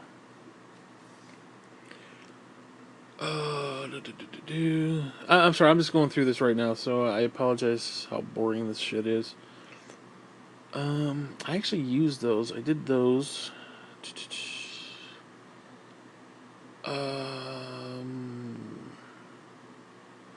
Whatever. I think I might actually have a couple things started. Oh, there's this one here where Dope Boy calls.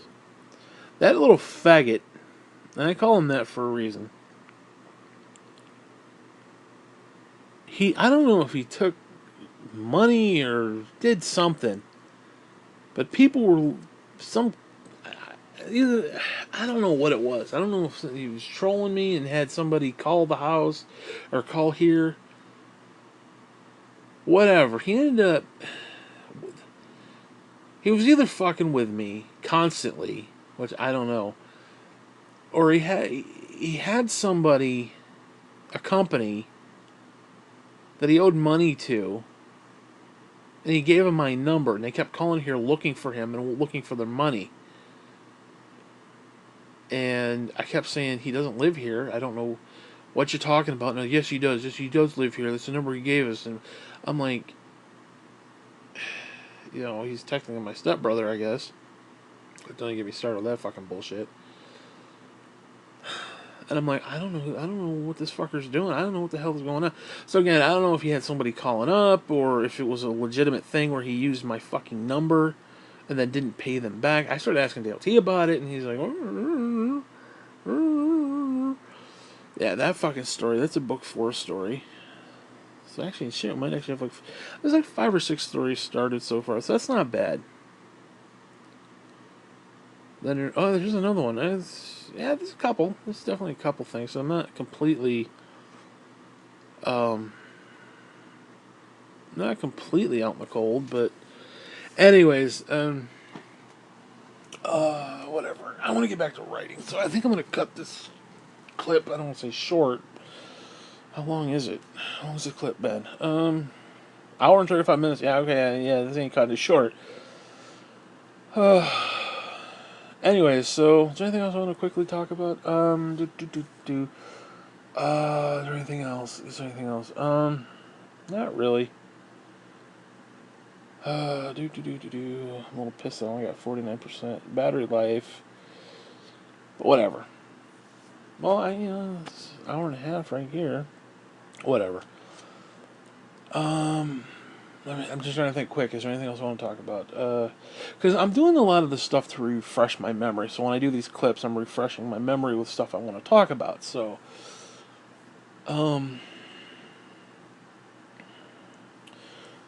where did I leave off? Hold on. Let me check. Let me just look. Where did I leave off? Because I'm talking about. Okay, the movie stuff. Yeah, and they fucking dude. Oh my god, this is the way they ransacked all that stuff, and it was like whatever wasn't nailed down belonged to her, and she got to choose what she wanted out of my mother's movies, and it's just I don't know, man. That just irritates me. It's just not cool. Anyways, so I guess the next part of that has to be me talking about packing up all my stuff and kind of lead up to leaving. Then I got to talk about the whole piss shoes, which will harken back to the piss bottles. Again, I didn't say I up to this point have never admitted to actually pissing in her shoes. All I've ever said was I didn't get up and go out on the porch and expose myself to God and nature and urinate on her shoes. It's the only thing I've admitted not to doing.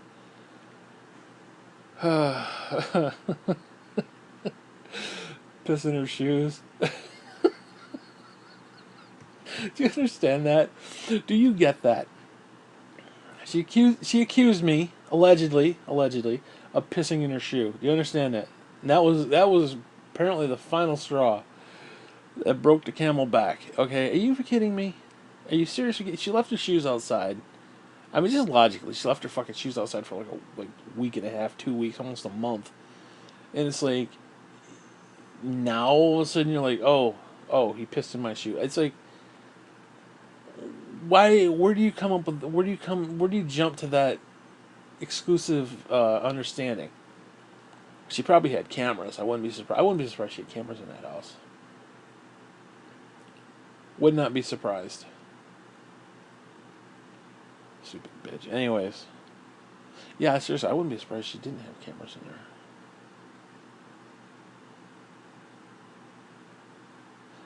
Anyway, one of the things that I don't know how I feel about what I did. I did something. I sabotaged a couple things when I left, and I should probably talk about that. Basically, one of my mother's movie sets was she had the entire 10 seasons of Friends. Now, you can say what you will about the series and whatnot, but having the entire series was kind of cool. My mother liked it because it was a good show to watch while she was doing her stamps, because she had that work from Mystic Stamp, that take-home work that she could do at home and make extra money. It was just kind of good. You put it in a disc and watch a couple episodes of Friends while you're doing that. It is what it is. Well, The Hobbit had to have them. Well, one of the things I did, I went through a bunch of the discs and I took a pair of scissors and went straight across the side of them, and I fucked up like half the series. Part of me kind of feels guilty. Part of me is like, yeah, fuck you, bitch. You wanted them so bad. Have fun watching them. Then it was the thing. You sent me this magnet, and it sadly wasn't enough. It wasn't, because she basically had commandeered my mother's computer, which, okay, fine. I didn't necessarily care about that, but she went through and started deleting stuff, and it was like, oh yeah, these family photos, fuck you. We don't care about your family photos. I'm like, wait, no, let me, whatever. Whatever. So I was like, okay, fine. And like I said, you sent me this huge magnet that I could put on like the hard drive to try to wipe it. Well, the magnet wasn't strong enough for whatever reason. It was actually kind of interesting because I actually put the magnet directly on the hard drive, and the thing shut down, but it didn't like erase it. So it was kind of like, eh. Like I could have left the fucking magnet on there. That's probably what I should have done. Just left the magnet on it. I probably wouldn't even have known it. But I was like, you know what? Fuck it. So I reached inside, and the cable, one of the cables, I don't remember which cable it was. I just grabbed something. And I cut it with the scissors. I was like, fuck you. You ain't getting my mother's computer. Fuck you. Now, granted, they could fix it. And, no big deal. It wasn't a big deal, but it was just one of those things. So yeah, I did do that. And one of the other things that I don't know how I feel about, because it was vindictive and I shouldn't have done it, but, hey, you fuck with me, I fuck with you. Apparently, she had this, I don't know what it was, this little Tinkerbell fucking thing. She had this cabinet, this hutch. And I don't know, it was like sentimental to her or some fucking thing. And it was sitting in there. And it was a bell, had like a little ding, a little clanger inside. I don't know, belonged to her mother, or belonged to her dead somebody or others, whatever, I don't know. Anyways, on my way out the door, I opened up the cupboard. I lifted it up and I ripped off the dangler, set the dangler down, put the thing right back where, and then closed up the fucking cupboard. And she wouldn't find that until she moved out of the house. And I feel kind of bad about it now, but not really. I don't know, whatever. We could easily be fixed. It wasn't I don't think it was even that big of a deal, to be honest with you. I mean, maybe I completely ruined it. I don't know. Kind of hoping I did on that level, but yeah, I did a couple little things. Like I threw some food behind the stove. I threw some food behind the stove so that it would stink and maybe get some rats in there.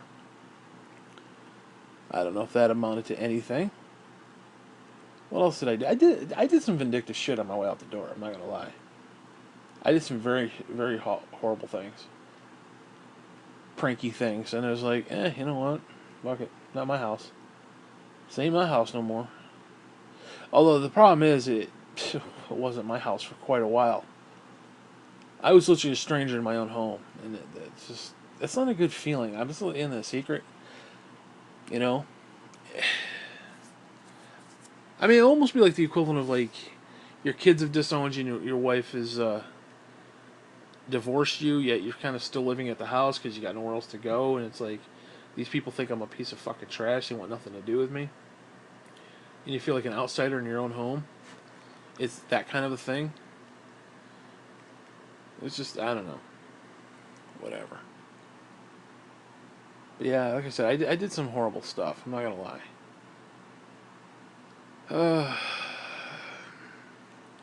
And it's like on one hand, I know I should feel guilty, and on some level I do, but on another level, it's like You brought it on yourself, you know? It's like, there's simple things in life. You don't poke a bear with a stick. You motherfucker poked me with this fucking stick. I cut the cord of your fucking computer. That apparently didn't go over well for some reason. Not quite sure why. Why she thought it was her computer. Don't really understand that, but okay. She was all upset that the cord was cut. Well, guess what? You cut my fucking internet, I cut your fucking computer. How about that, bitch? That was my thinking at the time. It's, hey, what goes wrong comes around. It's that simple. I was willing to live and let live. Just let me be in my room, leave me be. Cause you understand. I had a certain way of doing things. I'd want to take my dinner, go in and watch TV. It's just what we've done. It's just what we've done for decades. Then all of a sudden, oh no, we got to come out like it's goddamn Brady Bunch family hour. Oh, well, we got to have lunch. We got to have dinner together because we're this big happy family. No, we weren't. I don't know you. And she did nothing to try to endear herself to me in any way, shape, manner, or form. So it's like, again, she was a stranger in my house. All of a sudden, she's making demands, and if she don't get her way, she starts crying like a fucking baby, crying to her mother on fucking on the phone. Dale T gets upset because now all of a sudden she's upset. Then I gotta deal with all the bullshit. It's like, you know what? Fuck you too. Fuck you too. You know.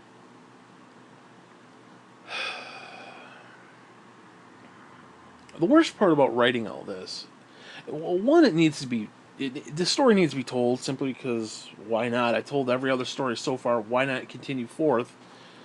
I mean, there is that aspect. And it's like, I mean, to them, it's all over and done with, and it's like, why relive the past? And I have to agree. Why dredge up all this stuff?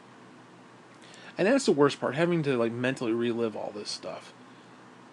And it's like, why bother? But the thing is, it needs to be told. That's the weird thing about it. Now, their point of view, it doesn't need to be told, but it's the only way I'm going to set the record straight. This literally, these books are literally the only way I'm going to be setting the record straight. Now, to be honest with you, some of the stuff. No, actually, we didn't. I don't think I took a lot of liberties. I may have taken liberties as far as trying to make it funny, like Jean falling down the stairs. That actually happened. No, the fact that she ended up at the bottom of the step in a pile of dog hair in Blockbuster video movie rentals, that's a whole other story in and of itself. And then we try to, play that up to be funny. So there were liberties in that sense, but as far as like the stories themselves, there weren't liberties. I don't feel I took any liberties in that sense. The story was the story. Now, granted, it's my point of view, and it's my perspective, and my perspective is, I'm number one and everybody else is assholes. Which actually, I try not to do that, even though it does kind of maybe come across that way.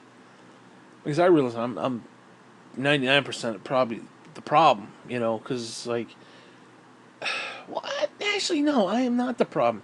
And I've said this before. It's like Gene would always call me a bastard. And it's like, if you think I'm a bastard, why do you keep inserting yourself into my existence? If I am such an asshole, why would you purposely go... Again, why would you poke the bear with a stick? Why would you do things that you know is going to get my ire up and anger me and make me say things and make me just do things that annoy you? Why do you do that? Why do you purposely go out of your way to do those things? And that's honestly that's the question that I have. That's been a long-term question that I've had for people. It's like, honestly, why would you do that? Again, you see a hibernating bear who's minding his own fucking business. You're going to go into his cave, you start decorating everything, and then start poking him with a stick and be like, oh. And then when he reacts, you're like, why are you upset? I'm upset because you ain't supposed to be here. I'm upset because you're fucking with my, you're fucking my zen up is what you're doing, bitch. That's what you're doing. You're fucking up my zen, and I don't appreciate that shit, quite frankly. Fuck you. Okay, it's that simple.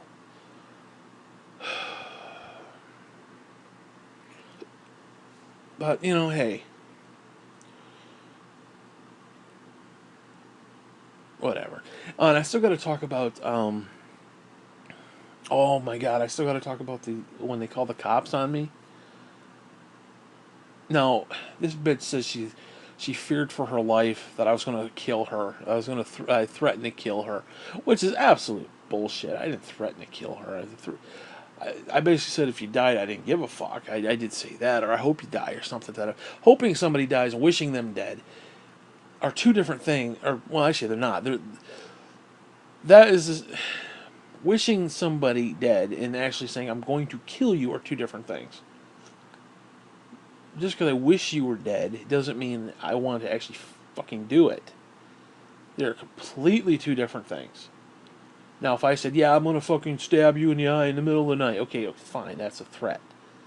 I don't believe I ever said that. And if I did, it was completely in jest, and I don't think I ever did, though. At least I hope I didn't. Again, I may have said something in jest, okay, that was taken out of context, or was just, you know, whatever. But that was not my intent ever. Because if she feared for her life, then why did a few months later they give me a table and chair set for Christmas? I don't understand that. What was there some sort of Stockholm syndrome or some bullshit?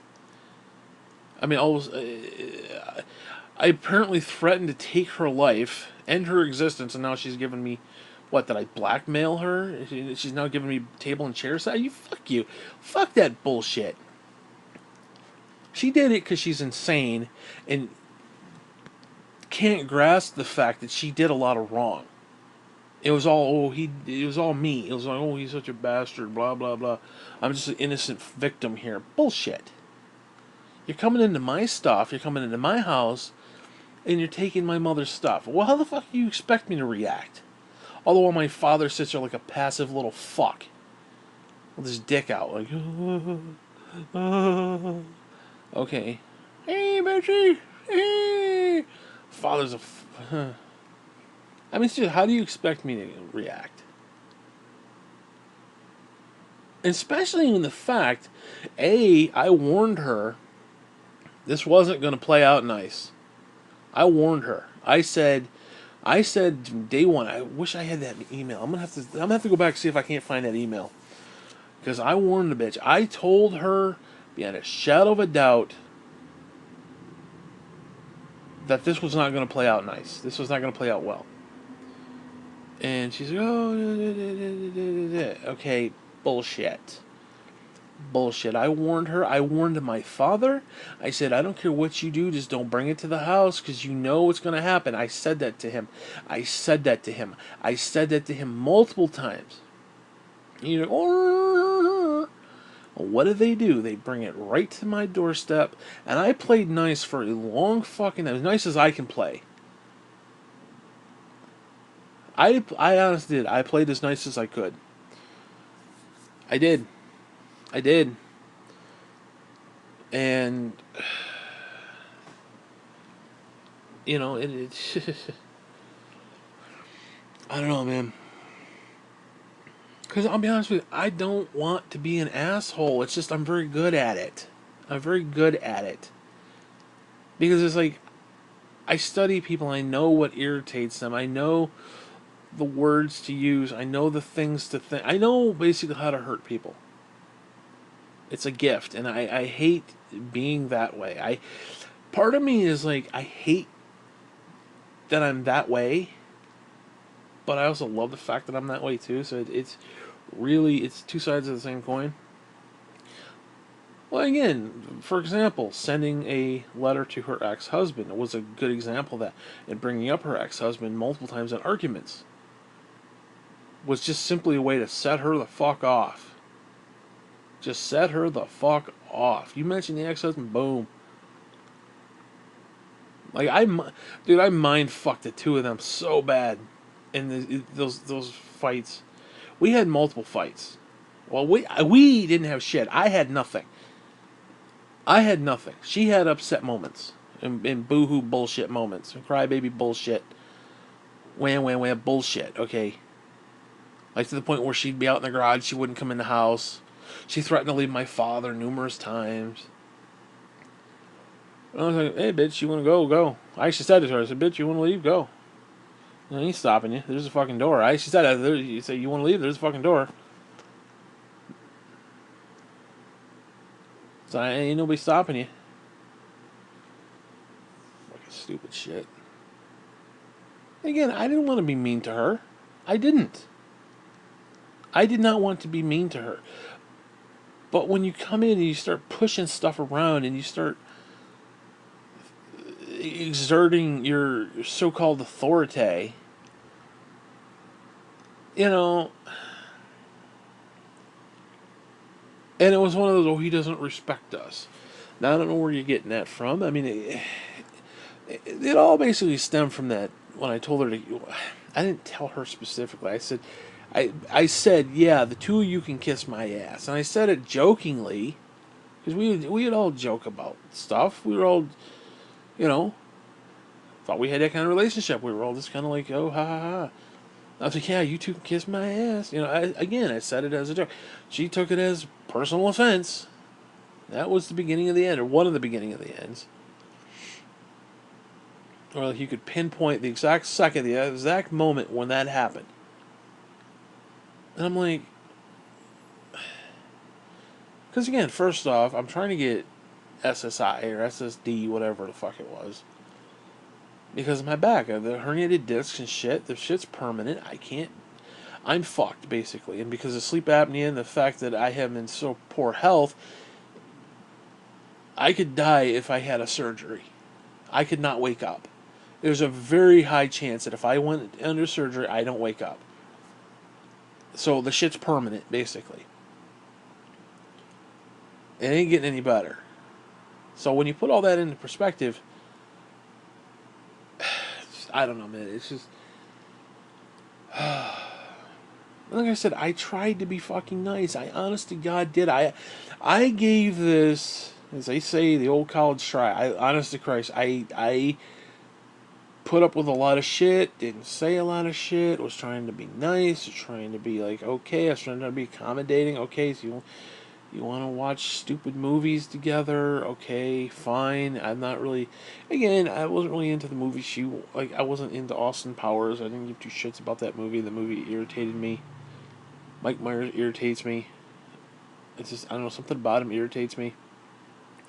Okay, fine. I'll sit there and watch stupid fucking movies. We'll spend time together. I actually came out of the room and watched fucking movies with the Hobbit one day. I actually came out, was trying to be nice, just, trying to be. And it's like, it just wasn't good enough, and I understand it. Because, and again, I could probably understand from her point of view, to a point, I will give maybe her a little bit of credit that I probably come across as being very standoffish and very assholery, whatever you want to call it. I could acknowledge that because, yeah, I'm not the most social person. I'm not a talkative person. I don't really have anything to say to people. It's not rude. I'm not trying to be rude. I'm not trying to be an asshole. It's just, it is what it is, and it's just, I'm just not really a talkative. I mean, I talk like this, like these clips, but as far as like just one-on-one, I'm not really a talkative person. You want to email me, I'll tell you my life story. You know? I'm not a social person. And a lot of people don't get that, and they see that as like standoffish, and they see that as being dickish, and it's like, no, it's not. That's not how it is. That's not what I'm intending it to come across as. I'm sorry that you feel that way, but I'm like that with everybody. So the fact that I did try to open up a little bit to her because I figured, she's part of this situation now, not my choice personally, but whatever. I don't know. Like, I don't believe I could have done anything better. Like, I couldn't have been better. I don't think there was any moment where it was like, okay, you stepped over a line and you had a bad day and you looked at her and was like, fuck you, bitch. And that was the start of it. It wasn't even something like that. It was just slowly progression. Well, he's this, and then all of a sudden it started to build, and then it started to snowball, and like every little thing was like, bullshit. That's how it came about. And I'll be honest with you, I was oblivious to it at the time because I was just doing me, so to speak. I was just being me, and it is what it is, you know. But again, I warned them. I warned them both. That's how it was going to play out. I said, you know how this is going to work, DLT. Don't bring her to the house because you know how it's going to play out. Don't act like you don't know how it's going to play out. And what's he do? He brings her to the house. And how did it play out? Exactly the way I said it would. And this isn't even a case of like I'm my own worst enemy kind of a deal. Because like I said, I honestly went out of my way to try to incorporate her into my existence, which was not easy for me. It was not. Even now, it's like I just don't like people. I don't want people near me. They're like, I don't mind like a Christmas party or things like that, but it's like I'm set in my way to the point I don't want to sit at the dinner table. It's uncomfortable for me. I don't want to sit there and eat dinner. That's uncomfortable for me. I want to sit in my comfortable chair and watch my TV and just enjoy what I'm doing. Well, that was, can't do that. I don't want him in his room. I don't want him in his room all day. Well, I'm in the room all day because there's strangers in my house. I don't know who these fucking people are. I'm not a social butterfly. I don't want to socialize with strange fucking people. Now, I admit I didn't go out of my way to make friends with her son. Didn't really care. Didn't. It wasn't part of. You know, he did his thing. I did mine. I didn't really give a fuck as long as he's not raping or robbing me. I don't give a fuck what he's doing. The fact he's down in the basement smoking pot, which my mother'd be rolling over in her fucking grave. But hey, whatever. I don't know, man. It's just. It's like part of me wishes it was different, but part of me is glad it's not different. It's weird. Obviously, certain things are going to shake out the way they did, but.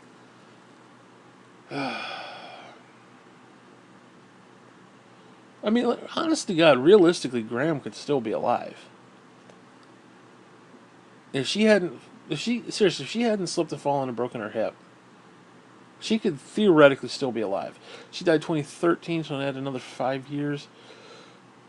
Nah, she probably would be dead by now. She was what? No, she would have been like 95. 96-ish. Honest to God, she was in fairly good health. That was the weird thing about it. Up until she fell, she was doing pretty good. I think she would have gone on. I think she'd still be alive today, to be honest with you. Honest to God, I think she'd be still alive today. If she hadn't fallen asleep. To be fair, she may have died a year or two ago. Whatever. Again, she died in 2013. This is 2018, so she probably would have made it at least another 2 to 3 years. Just naturally.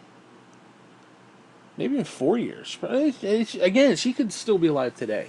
Like an alternate universe, she could very well still be alive today.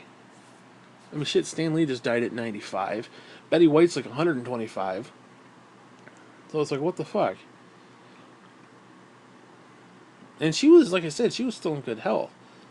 Now, toward the end, they did find a spot on her lung, so that may, depending on how fast that moved. Yeah, she probably would be dead by now, but you don't know. You don't know. They may, whatever.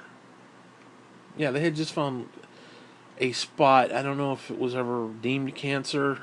Well, she smoked for 100 years. Jesus. Whatever. So that probably would have metastasized and bullshit, and she probably She probably would have had to go through chemo and all that shit, and that probably would have killed her. So yeah, she'd probably be dead, but, you know, I can see an alternate universe where she's not. She's still alive even right now, which is kind of weird. Now, Jean, on the other hand, probably not. Because I guess she basically had a blood clot and died. I mean, I don't know. I don't know what. I don't know. I don't even think we know what killed her, because we didn't. I didn't think there was any point to do an autopsy. It's like, she's dead. Who gives a fuck? You know, I don't really care how she died. But anyways, I'm tired. Oh, I'm very tired, actually. It's 1 o'clock in the afternoon. I'll take a fucking nap. Oh, I got a lot of cleaning to do. I got a lot of stuff. Hey, you know what? I'm going to make another clip. Nah, I don't feel like doing another clip. My throat's kind of dry. I should like to get some lunch, to be honest with you. Now let me just quick go over it. Let's see. I got a lot of stuff to do before Thanksgiving. I want to try to clean the house up a little bit before the weekend, or for Wednesday. Like, I want to be done Wednesday. And this is Friday, so okay, we got a couple days. The fucking dog had a shitstorm the other night. I mean a shitstorm, because what happens, he poops when I sleep. And instead of just pooping in a pile, he wants to poop and waddle. Poop and waddle. So you literally see a trail of tears, a trail of poop, just bloop. And they're like little chunks. They're not like all over the place. So it's like, thankfully for that. And I'm like, oh god, and he peed. And he peed in the living room. He peed in the living room twice. He peed in the kitchen at least 4 times. Maybe 5. Now, to be fair, I didn't clean anything yesterday. I sat, because I had to go shopping, and when I get home, I can't move when I get home. Like, I can barely bring the groceries in. It's just, so I was like, you know what, there's poop over there in the corner. I left it. I'm not gonna lie. I know that's gross in the pee, and it was like, I just can't do anything. Because again, I woke up and it was just all over, and I was like, I gotta get up, I gotta shower, I gotta go to the bathroom, I gotta shower, gotta get ready, gotta go to the store, gotta come home, gotta put the stuff away. Well, I actually have my lunch, then come out, put the stuff away. And then, like, my legs are so fucked up, I can't move. I'm like, you know what? I don't even care. For 24 hours, I just sat there and dog pissed and shit. I was like, you know, I don't care. So this morning I got up, I did dishes, because I got to clean out the sink. And then I mopped and cleaned up the dog poop. So I was like, at least that part is done. Because what I did, and this is a great clip. It makes me look like a real scumbag. This dog pee and poop on the floor, and I pee in a bottle. Yeah, that shows me what fucking scumbag I am. Holy crap. Whatever. Oh, goddamn phone. Fuck you, phone. I hate the fucking phone. Basically, I've got like 11, 12 things I want to do. I need to pick up the floor. Because goddamn, the fucking phone. I can't concentrate. It's like, my whole mind just goes... Let me wait for this to fucking finish, because it's really giving me the shits. Now, hopefully it doesn't ring back, because if it rings back, then it means there's somebody who wants to talk to me, which I don't want to talk to people, so hopefully it's just a regular animated, voice-operated bullshit. Because all the friends and family know, you call me, and then you hang up and dial again. Because like, I am not getting up to get a fucking phone call to see that it's, you know, New Jersey, and it's like, we would like to inform you that blah blah blah. Fuck you, inform you this, click, fuck you. Whatever. So, like I said, there's like 12 or 13 things I want to do. First, I need to pick up the floor and vacuum. That's 1. I want to clear off my desk. That's 2. I've got a box in that corner. I've had a box of shit that I wanted to send you for at least a year. At least a year. And I just haven't got to it. I just haven't. Well, shipping is very difficult for me, and I'm gonna try to send you one of the boxes for Christmas. I'm hoping to do that. I can't promise anything because DLT gets really, really pissy if I get, I don't know. Well, the way the post office is set up, he hates going down that little road and pulling up, and he just hates. I don't know. It's just some weird little thing, but I'm really gonna try. I got 2 packages to send, so I'm hoping one in December and the one in January. Whatever. I'm not promising anything, but there's a crap ton of stuff. And so I've had this box sitting on top of my love seat with all the shit in it. Well, I ended up boxing it up into 2 smaller boxes because one box is big, and over the years it got damaged, and it was like I can't ship with this, so whatever. So, like I said, I got 2 boxes sitting on the table. Like if I die and you come in, there's like these 2 big boxes sitting there on the table. There's one in the chair with different stuff in it. Like it's got my MRIs in it. That's just stuff I don't know what to do with, and it's just sitting there. But those 2 big boxes I'm sending to you at some point. And so I wanted to take care of the box. So yeah, I had the bedroom floor to deal with, which I haven't even started because I bought Dog some toys, and he kind of chewed some shit up, and there are those rope toys, so there's these little stringy pieces of stuff everywhere, and it's just, oh my god, this vacuuming is going to be it. Vacuuming is like an entire day. Like I vacuum, that's like basically all I do for the whole day.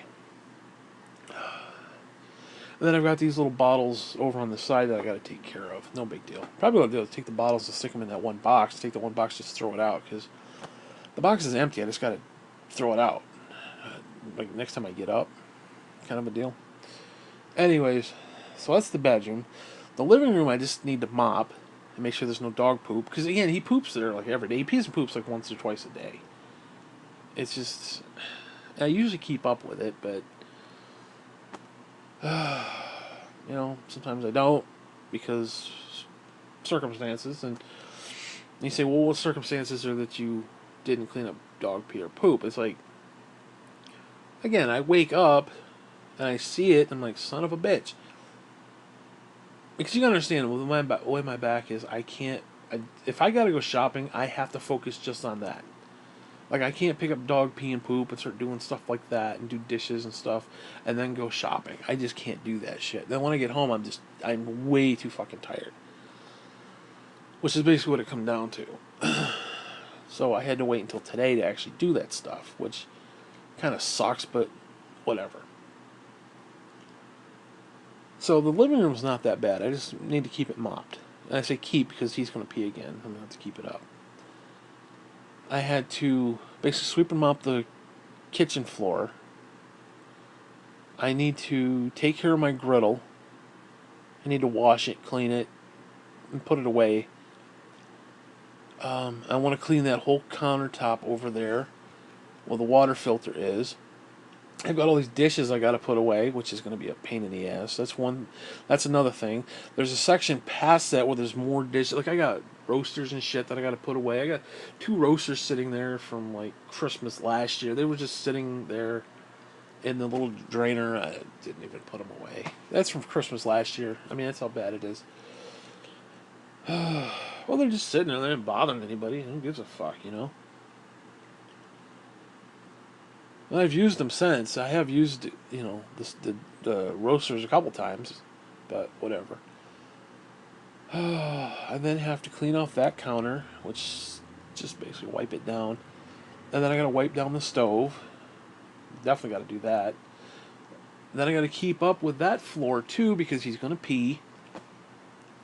I want to sweep the bathroom floor. And I want to clean the fucking toilet. Now, the toilet's actually not too bad. And honestly, that's one thing I do keep up with.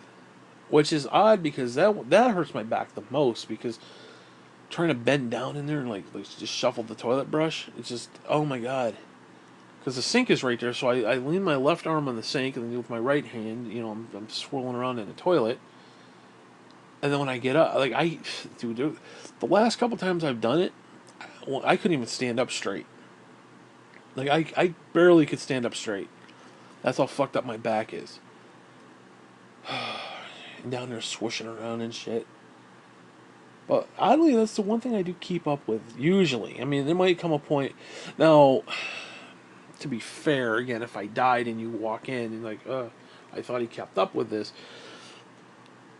There does come a point where I've run out of like cleaning supplies because I go to the store twice a month, and I usually have money at the beginning of the month, not at the end of the month. So like if it's around like the 27th, 20, even 22nd, 27th, somewhere in there, and I've run out of cleaning supplies, and you walk in the toilet, and because of the hard water, the whole inside is kind of yellowish color, and you're like, oh, I thought I kept up with it. That's not my fault. It's just I ran out of cleaner. But yet, the next time I go and I got money, I pick up the cleaner and then I clean it, and it's good. Oh, another thing, in case I die, just throwing it out there. Again, it's not a big deal, but like if you open up my refrigerator, first of all, my refrigerator needed cleaning, and it's horrible, and I haven't cleaned it in about 4 years, so it's just shit everywhere. But if for some reason you see a thing of water that's lightly discolored, it's basically what I've done. I've been using basically a lot lately, but basically, the reason I use basically, is that when I distill my water, I want to keep it cold. So what I'll do is I'll take the pitcher, whatever the ounce. What I have basically, I've got a big thing that I do my tea in, and then I have little 4 pints or whatever, 2 pints, whatever it is, half gallon or whatever, whatever the fuck it is, for the Kool-Aid. And sometimes I want to keep the water cold, so I'll dump the water in with a little bit of Kool-Aid left, and I'll just leave it in the fridge to cool, and then when I'm ready to partake, I'll add the sugar in the little packet. So like if I died and you come in and you see this pinkish colored water, you're like, why the fuck is that in there? Just know it was due up for some Kool-Aid. You know? Especially if I'm going to use the same flavor again. So I don't know why that matters to me, but it's like I want people to know that. You know, there was a reason why it was in there. Because, again, if I die, you come in and you look in my refrigerator, you're like, why is there water that's kind of pinkish color or kind of orangish color? And it was basically just I was chilling the water so that when I could add, like I said, the packet and the sugar later. I don't know why that matters. It's something that I've always wanted to like express to people who would find my corpse. That's weird to me. That's just weird to me. It's like, in other words, there's a purpose for why I did it. Because somebody comes in, they're going to be like, was he really going to drink that? No, it wasn't. That wasn't the point. The point was, you know, to cool the water. Now, yeah, I could put the whole jug in there, and sometimes I do, but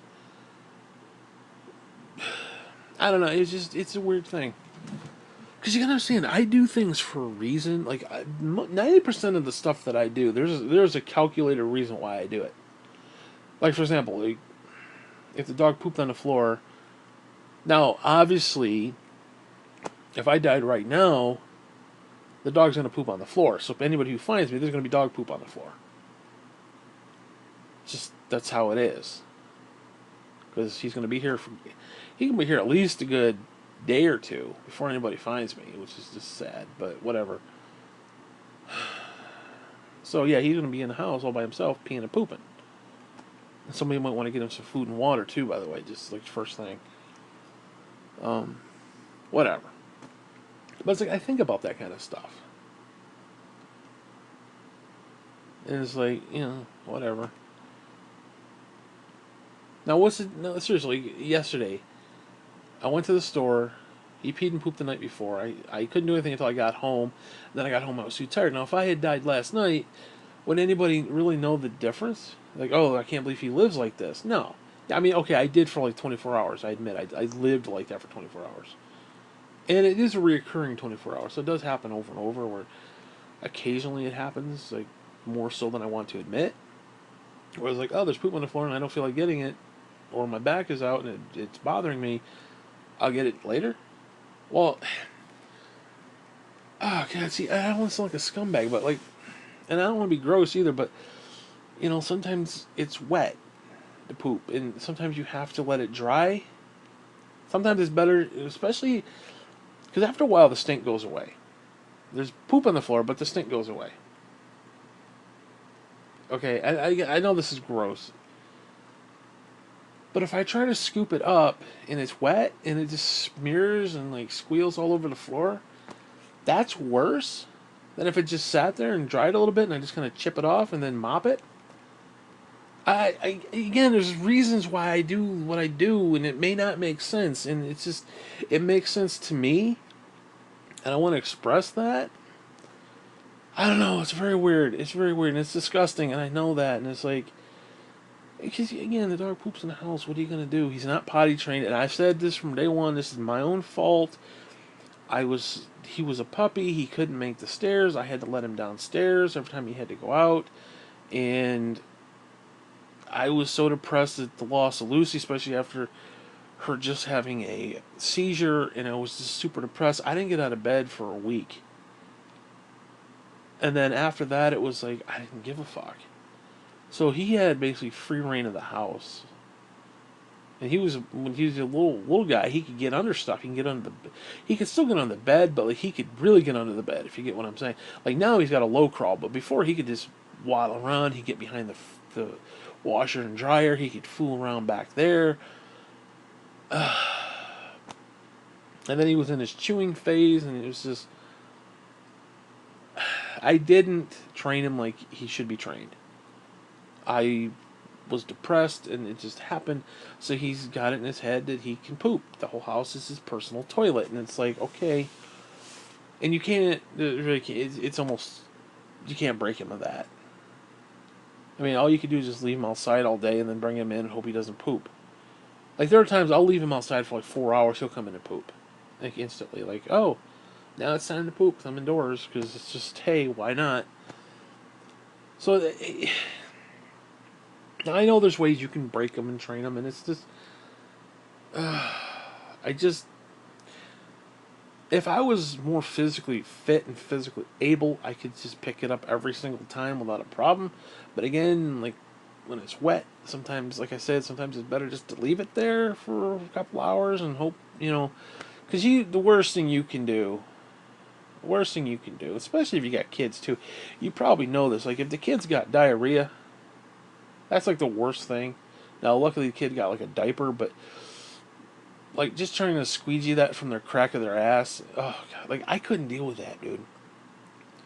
I'm not saying like I wouldn't be a good father or like just be a man about it. No, man, I'd have to have rubber gloves and one of those face masks. The smell, I'd gag, I'd puke, I'd just throw up on the kid, and it was just, oh, oh. Again, you'd have the little baby, little baby carousel that you put the kid on. You got the little diaper bin, you got the little poop bin, all that shit that parents do. I would have to have a thing of rubber fucking gloves and a fucking little mask so I can't breathe that shit in. I mean, I could do it. But I'm not, no, fuck you, kid. Fuck you, you little bastard. I want rubber fucking gloves. I would pay the money to do that. I would pay the money for rubber gloves and a little face mask. That'd be great because you can reuse the same face mask. I can't breathe that shit in. I'd gag. I would absolutely gag. Now I know a lot of people will just get over it and blah blah blah. No, I ain't getting over that shit. Just that's something I'm not getting over. Fuck you. I'd change the diaper, but no, nope.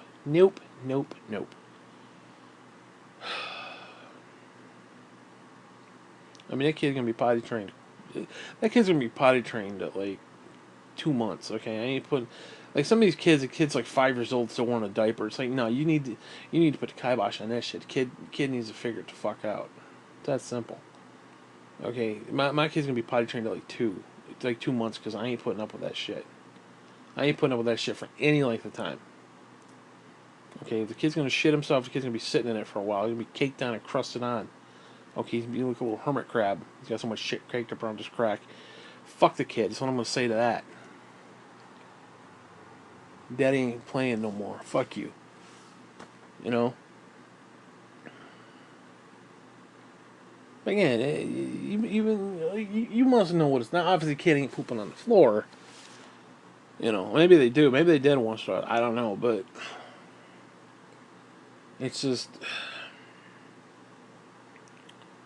Well, you gotta understand, it's also dark up here too, and if he pees, I only noticed it because if the light hits it just right, and if it's dark up here,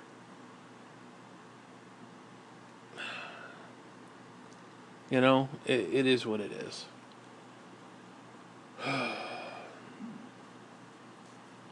But again, I know it sounds gross. I'm just talking about it because it's a thing, and I don't know if other people experience the same thing that I do. Now, obviously, probably not. Because most people are just like, oh, the dog pooped on the floor. Let's get a paper towel. That's another thing. I don't have paper towels. I can't afford paper towels every month. You know? Like, oh my God! With a fucking phone. Again, anybody who knows not to call. And if it's absolutely important, then you got to call and then hang up and then dial again. Because you guys, I went for months where it's like, okay, the phone ring, got to get up. Phone rings, got to get up. That's how I was taught. That's how it was just basic normal reaction. The phone rings, got to get up, got to get up. And every fucking time it was these automated, like right there, it only rang how many times? It didn't ring the 6. So that means it's fucking automated bullshit. And if I had gotten up, I would have gotten up, put my flip flops on, stopped this clip, gone over there, seen that it was nobody real, some stupid bullshit, and then I had to come back here and then unpause it and continue the clip and bitch about that fact. I hate the phone. Anyways, I don't know, man. What was I talking about? I was talking about the dog poop. But yeah, I got a lot of stuff to do for Thanksgiving. So what did I get for Thanksgiving? I was kind of iffy about what I wanted to do. First, I was going to do a lasagna. I wanted something different this year. I was going to do lasagna. And then, cousin Cindy, God bless her, but from the restaurant, they had this ziti stuff. It was kind of gross, but it was good, but it was like really kind of bargain bin food. I don't know. I don't want to sound ungrateful when I say this because I love the fact that she delivers food to me sometimes from the restaurant. But sometimes the quality just isn't like good. It's kind of half-assed. Uh, I don't know. It's like canned gravy versus homemade gravy. It's just there's no comparison, kind of a deal. Some of the stuff is really good. Some of the stuff is kind of like eh. Now, to be fair, I'm getting a lot of the mashed potatoes the next day, and they're cold mashed potatoes. You know, that kind of a thing. So that's part of it, where it's kind of like, ew. It's like it's not good, but it's good. And even if you try to warm up mashed potatoes the next day, it's still not the same. But like, I'm not complaining about getting it because I'm very. The weird thing is, every time she brings stuff over, is when I absolutely am running low and I need it. It's really weird. But anyway, this pasta stuff had this really weird, like, next day flavor. It wasn't bad, but I've made better. I've personally made better. Then it actually even tasted way better the next day than this stuff did. Because again, it's kind of just bare minimum. just enough to put in like a little vat so people scoop out at the buffet. It's kind of like this ham and egg buffet. Um, I don't know. I've had better. Let's just put it that way. I've had better ZD stuff, whatever that stuff was. I had better. I've had a lot better, actually. I've made a lot better. But again, I'm not trashing it. I'm very thankful to get it. Um, so again, don't misunderstand me. This isn't like a complaining thing, but she ended up giving me that stuff, and it was this huge bag. Like they filled it into basically whatever they got around her. Sometimes they have these old plastic containers. Well, she ended up filling this huge Walmart bag full of this seedy stuff, and left it in a little box and left it at the top of the stairs for me. Well, after about a week of that stuff, I was like, ew, ew, ew. No, I can't do pasta. I can't do any more of that shit because I ate that shit for about a week. And it wasn't like really good. Like if it had been like really good, like if it had been like a really nice lasagna or even a really nice ziti, it was like this is really good. But yeah, I still had my fair share. This was kind of mediocre, and I've had my fair share, so it was kind of worse in a way. But again, I'm not complaining. I'm very happy to have had it. It was good at the time because I really needed it at the time because I was running low on stuff. But whatever. So I opted not to do that. And then trying to get all the cheese and all the meat and the meat and the cheese and the Burger King commercial that used to say that meat and cheese and that bullshit. Anyways, I was like, no, fuck it. Then I toyed with, do I want to get a turkey? Well, I ended up not having enough money for a turkey. I didn't have like $20 for a fucking turkey. I was like, you know what? Whatever. I thought, you know what? Let's do chicken. So I was like, okay, fine. I'll get a couple things of chicken.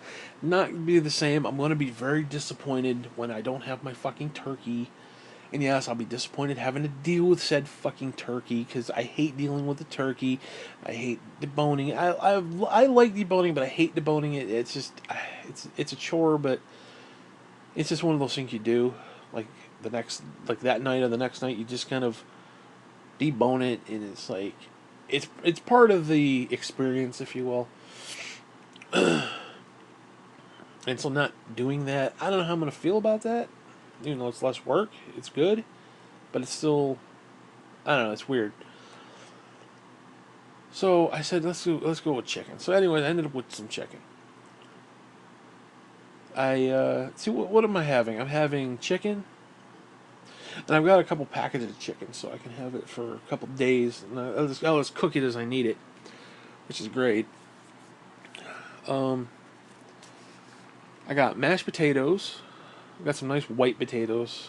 I bought whatever they had. Like to me, I don't give a fuck if it's white potato, Idaho potato. I don't give a fuck. That's one thing I do not care about. That is one thing I do not lose sleep over. Whether it's like, oh, this one is good for baking, this one is good for mashed. To me, a potato is a potato, a patuta. I don't give a fuck. Okay, I do not care. I don't care if this one's good for baking. And you know what? You know what it's also good for? Mashing the fuck up and have mashed potatoes. It's all good to me. A potato is a fucking potato. That's it. All good. All good to me. Oh, the white ones aren't as good for for making baked potatoes. I don't give a fuck. I take a potato, I put it in my microwave, and you know what I do with it? I eat it. I fucking eat it. Wow. Novel concept, right? Actually, you know one thing? I've been finding that if I take the potato and I cut it like down the middle and maybe do two slits on the side, or one, depending how big it is, and I stick it in the microwave, and I cook it for maybe 10, 12 minutes, and then take it out and put it on my griddle. I'll put like a big pat of butter and put it on the griddle, and then turn it a couple times, and it like crunches this. Oh my god, that is some good shit right there. That is some good shit. You know, you can just stick it in the oven with a little bit of butter and shit and tinfoil. It's good that way too, but this is not bad. I really like what it does. I like the. I mean, I'm not saying this is the ideal way, but I'm really enjoying doing it this way for whatever reason. Whatever. So anyways, we got the potatoes. I do not have gravy though. And I'm going to be a little disappointed with that. I know I am. But I think what I'm going to do, you know what I'll do? I think I'll take a stick of butter. I've got some garlic, and I think I'm going to do some garlic and parsley and butter. And do that, and just spoon that onto the mashed potatoes like an herb, garlic herb. Oh, dude, that just sounds good thinking about it. Fuck me with a shoe. That sounds like a great idea. Not as good as like a hearty gravy or shit, but I didn't, not having the fucking turkey. I don't have the fucking gravy. And I'm going to be doing the chicken in the hot air cooker, which I guess I could do a gravy with the drippings, but the drippings kind of evaporate and the bottom's kind of icky. I mean, I could wash it, I suppose, but it's still kind of icky. So, no. Because usually what I'll do is I'll run some water over the thing, I'll swish it around, and I'll dump it into the dog's dish. And there's usually stuff from like 2 weeks ago in there sometimes. Or, I mean, not that long ago, but, whenever I had in it before. Dog doesn't seem to mind, but, yeah, that's kind of icky. Even if I washed it, like I said, it's still kind of, the inside's kind of like, eh. Well, it pisses me off because the paint kind of chipped away up in the bottom in there too, so it's kind of like, now you got lead paint running around in there. It's like, nah, feed it to the dog. Let's see, what else did I get? I got a fucking cabbage, and I'll be honest with you. A really small fucking head of cabbage. They did not have any large heads of cabbage. I'm very disappointed with that. And it was 69 cents a pound. I don't know if that's good. I don't really care like how much it is. If I want cabbage, I want cabbage. It's that simple. I mean, unless it's like $50, obviously, but you get my point. I don't care if it's 60 cents, 80 cents, 90 cents, $1.20. I don't give a fuck. As long as it's within reason and under $5, I don't give a fuck.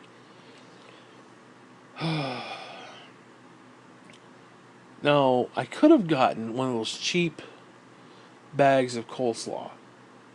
And I was like, I kind of like those, but I kind of don't like those because they're dehydrated, and I don't like that. I mean, I probably could take it and put it into a bowl of water. Like, take some hot water and just put it in and just let it soak, and then empty it out. That could maybe work. I don't know. Which would have been... I was like, you know what? Because then you gotta sit there and you gotta grind it on the grater, and it's like, ugh, shush, shush, shush, shush, shush, shush, shush, shush, shush, and I'm like, oh, fucking hey. But I'll be doing that. I'll be swish, swish, swishing all fucking day of that thing. Because I was hoping to get a big one, because what I could do is I could do up a big bowl for Thanksgiving, have for 2 or 3 days, and then I could do up the rest of it and have for a couple more days. Well, this one is really small. I mean, I'm lucky if I'll be lucky if I get like 4 days out of it. I mean, it almost looks like a Brussels sprout. It's so small. I'm actually kind of disappointed at how small it is, but then I got my turnips, which I don't know. I don't think they're turnips. We've always called them turnip, but I actually think they're rutabagas. Whatever. No, it's turnip. I think rutabaga is a turnip. I could be wrong on that, but I've seen turnips that look like carrots. That look like dildos. That like that kind of stretched out, like root. Where these are more like these big round bulbous things with this shiny, brownish, waxy exterior. Those things are so fucking hard to cut. Oh, and I gotta cut 2 of them. Oh god, that is the worst part of Thanksgiving, is cutting those fucking things. They are brutal to cut. So yeah, let's see. I got the chicken, the potatoes, coleslaw, the turnip. I got squash. I got those. They're not bird's eye, but they're similar to those little rectangle packets. They come in the little styrofoam. The little not styrofoam. The what are those little fold up boxes that they're in? Those, whatever. You've seen them. You must have seen them. Oh, and I got some stovetop too. I got some stovetop stuffing, so that'll be good. Not a big stovetop stuffing fan. I actually like regular stuffing. But I was going through Amazon Prime and it's like, oh, here's a suggested thing. And I was like, you know what? Fuck it. Thanksgiving come up. Let's get it. Because it was a 2-pack. And I figured I could have one of the packs before, like part of a meal. And then I could have, the rest for Thanksgiving. So yeah, that's going to be my fucking Thanksgiving. It's going to be great because you just put it in the fridge and then just scoop out a couple things each time, make a plate. It's almost like an all-you-can-eat buffet kind of a deal. There's, for the next 4 or 5 days, that's what I'll be doing. Then you microwave it. It's actually pretty decent, you know. So, oh, and I got my fucking pies too. Oh my god. Oh, I gotta get the pies every year. Every year I gotta get my pies. So, what happened last year? I think I talked about this before, but whatever. I got my pies at the beginning of the month, and they were like 5 something or 4 something, almost 5, and I was like, shit. So I paid like $10. Well, when I went again on the 17th, earlier or later in that month, they were on sale for like half fucking price, like 2 something. I'm like, son of a bitch. I think they were like $2.50 a piece. I think that's what they were at the time. And I was like, son of a bitch, because I paid almost double price for it. Well, this year I opted not to get them at the beginning of the month, which I don't like doing because if I go in there on the day that I go shopping and they're not there, I don't get pies. Because I go shopping twice a month, and if I skip the one, holding out for the second, and they're not there when I'm there, now luckily it's Thanksgiving and they're like, let's stock up on the pies, so they're actually pretty good with that, but whatever. So I go in and I look. My goal, I was figuring, I didn't know if they were going to be on sale. I assumed they were, but I didn't know. But I figured, I'm going to allot $10 and then $2 for some whipped cream. Well, I get in there and I'm like, I look and they're like, they're $2.99. I'm like, holy shit, I can buy 3 pies for the same price that I had allotted myself. And I was like, well, shit. I mean, why buy 2 when you can buy 3? I was so excited that I got a third one because I kind of wanted a third one. I want to try something different. Because I get the pumpkin and I get the apple. You got to get those 2. You got to have pumpkin pie for Thanksgiving. And the apple is just good. And I was like, well, shit, let's try something. I wanted more of like a blueberry or a blackberry or something like that. Well, I think they had, I don't even know what I got. I think it was cherry maybe or something. And I was like, well, fuck it. So I got 3 pies. And I was so excited to get the third pie that I completely, and it was right there, get the fucking Cool Whip. Which, oh my god, the fucking Cool Whip. Because you got to have the Cool Whip on your fucking pumpkin pie. It's just that, kind of hoping maybe I could communicate with somebody and they'd like, oh, sure, we'll get it before Wednesday. But I probably ain't going to see anybody. But whatever. It pisses me off, but whatever. I can't believe it. I was right there, too. Oh. And I had plenty of money for it, too. That's what pisses me off. I had probably about an extra $24. I could actually have spent more money. I had like $25 I could have spent. But whatever. It is what it is. But I got my pies. So that'll be good. I kind of wanted to do some ice cream, too, and I didn't get any ice cream. I didn't do any of that stuff. What else did I get? I got, because I had a fucking game plan. The minute I walk in, I was going to get my cart. The potatoes are like right there. I wanted to get some cider, and I didn't do that either, which kind of sucks. But luckily, they have cider all year round, so I can get it next time. Although next time, and this is what bugs me. The fucking eggnog is it's like a fucking unicorn. Sometimes it ain't there. Sometimes you don't see it, and it's like, why? Why is the eggnog not there? Eggnog should be there all the time, but whatever. So anyways, like I said, I had a game plan. I walk in, The potatoes are right there. Because sometimes they have different variety of potatoes. The ones that were there before were different than the ones that were there today. They had the white bag with the little fucking front where you can see through. Where before it was one of those plastic bags you could see through the whole thing. I don't know. They're always switching them out. But they had some white potatoes, and I was like, you know what? Fine. I'm gonna make white potato mashed potatoes. Fuck it, I don't care. So I get those. I go over. I look at the cabbage. I go down the aisle. I look at the cabbage. And keep in mind, I'm in the outer part of the store, heading toward the deli.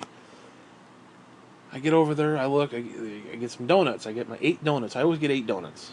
I can actually get more, but I don't like fucking fumbling around with the box. So I get the 2 little bags, and I can fit 4 donuts in each bag. Whatever. I wish they had bigger bags, but whatever. So I get my 8 donuts.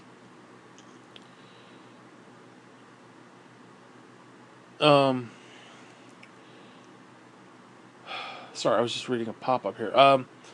Whatever. What was I saying? So I get my 8 donuts every time I go to the store. And then I go right over there to the deli. I get some cheese and I get some meat. I was hoping to get like a Swiss or a provolone, but they didn't have that on sale.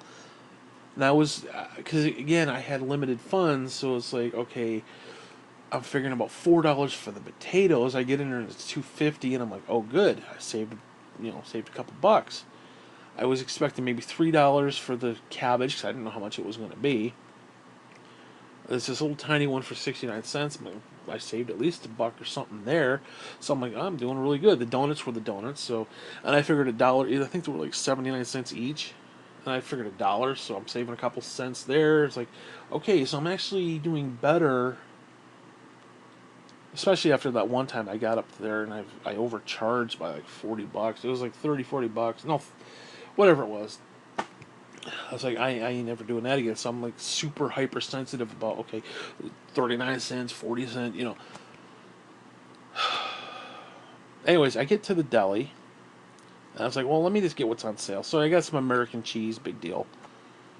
One thing I do not like about American cheese, though, is when I go to get it home, it's like this big clusterfuck. It like gloms together, and you can't like pull the pieces off.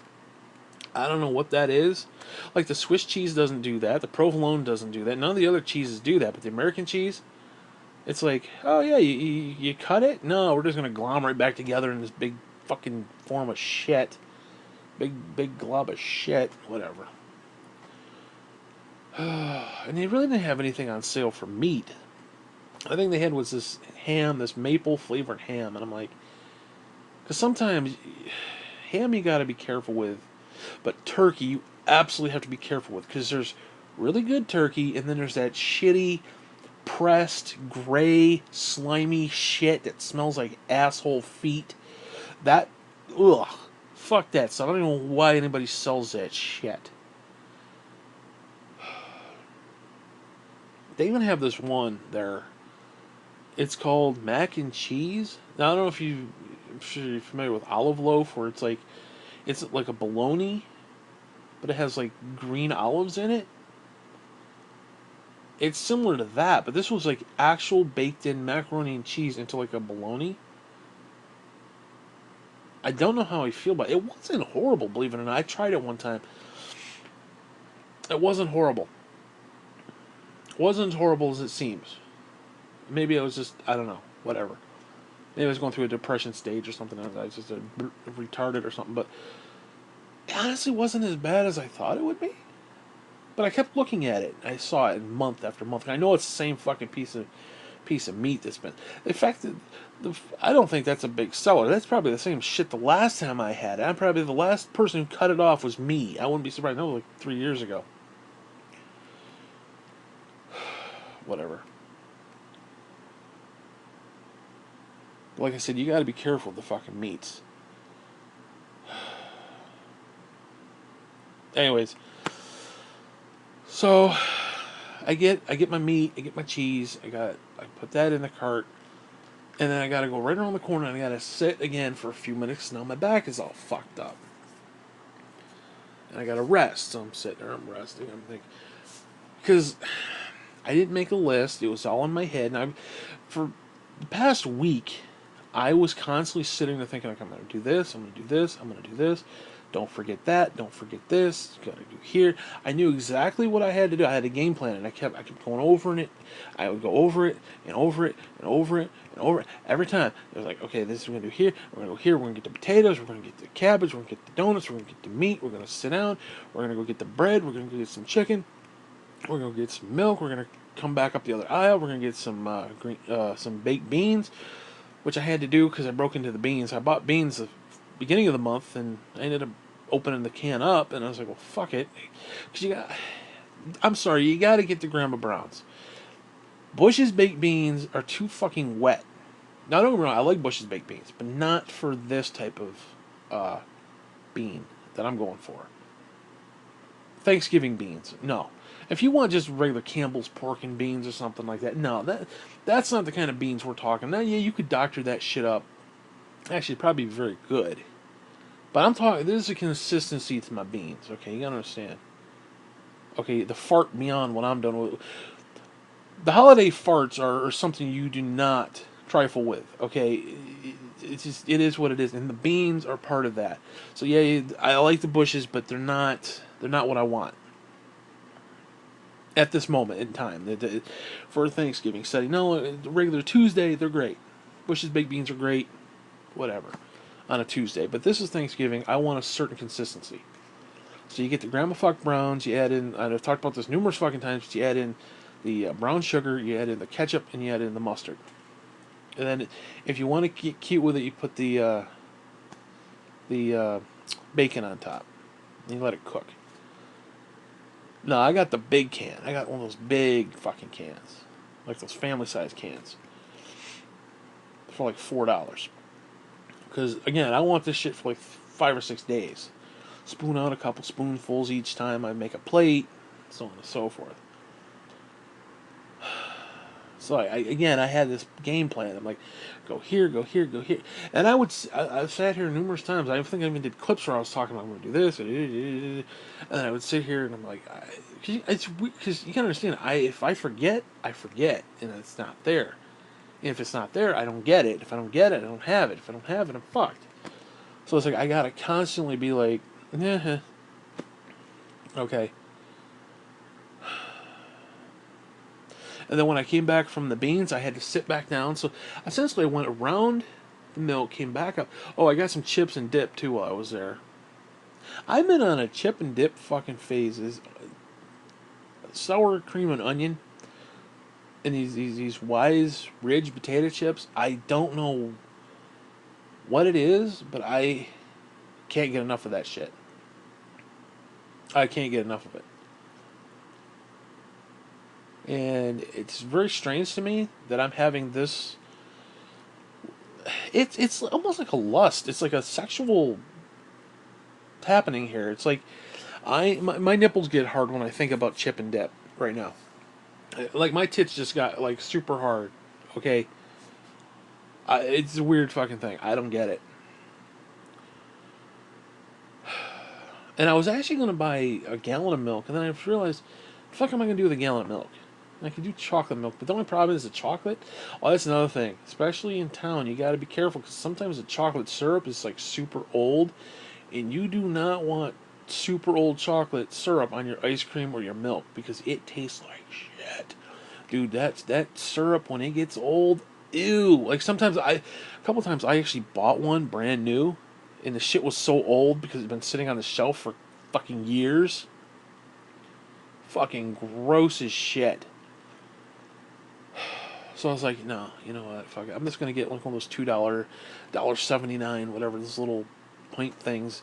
Because I only need, like, literally a couple drops to make my mashed potatoes. Like, some people make their mashed potatoes with sour cream. I can't do that. I can't do that. I cannot do that. All you need for a good mashed potato, and I am on Team Creamy all the fucking way. All these people with their lumps and shit, and they're dry. Like, dude, the Hobbit's fucking mashed potatoes. You could spackle a fucking shithouse with these things. You could spackle a building I mean, this is just like concrete. Like I said, I'm on Team Creamy all the fucking way. All you have to do is take your fucking potatoes, boil the bejesus out of them. Take your hand mixer, your hand beater. Like some people do the hand mixer, which is just this thing and they crush them. No, fuck that shit. I want the little spinners, the little beaters.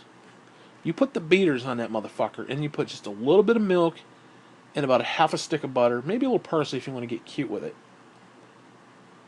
Maybe a couple dashes of pepper, maybe. Although I like putting the pepper on later.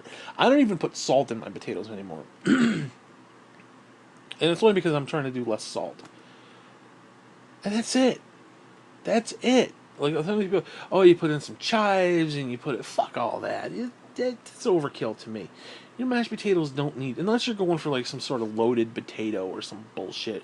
Some people want to put bacon in it. Fuck that shit. That's cute. When I want like a regular, just straight mashed potato, that's it. Just a little bit of milk, like even a cap full of milk in that shit. Maybe a little more than that. No, probably maybe half a cup of milk, if that, depending on how much potatoes you're doing. Few ounces at least. Enough to make it, as creamy and as thick as you want it. And that's it. That's all you do. That's all the fuck you do. That is all you do. Again, all these people want to get emerald and bam and kick it up a notch. You don't need to kick up the shit a notch. All you gotta do is just present the shit. And you put a good gravy on that son bitch, you're good to go. That's it. I don't get why people just go ham over that stuff. And try to make it so convoluted. Like, a sour cream is not cheap. It's not. It's like $3 to $4 for a little thing of it. It's like, no. Fuck that shit. They're good that way. They're not as good. I don't think they're as good. I like just a simple fucking potato. Because the potato is kind of like... the potato is like the crust of the pizza.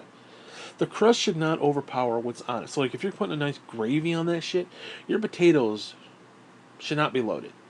Now, if you're going to have just potato, yeah, you could load the potato. Or you could put the sour cream in the shit. If you're going for that, that's a different story. But the gravy is the main focus. The gravy and the potato combo is kind of what you're going for.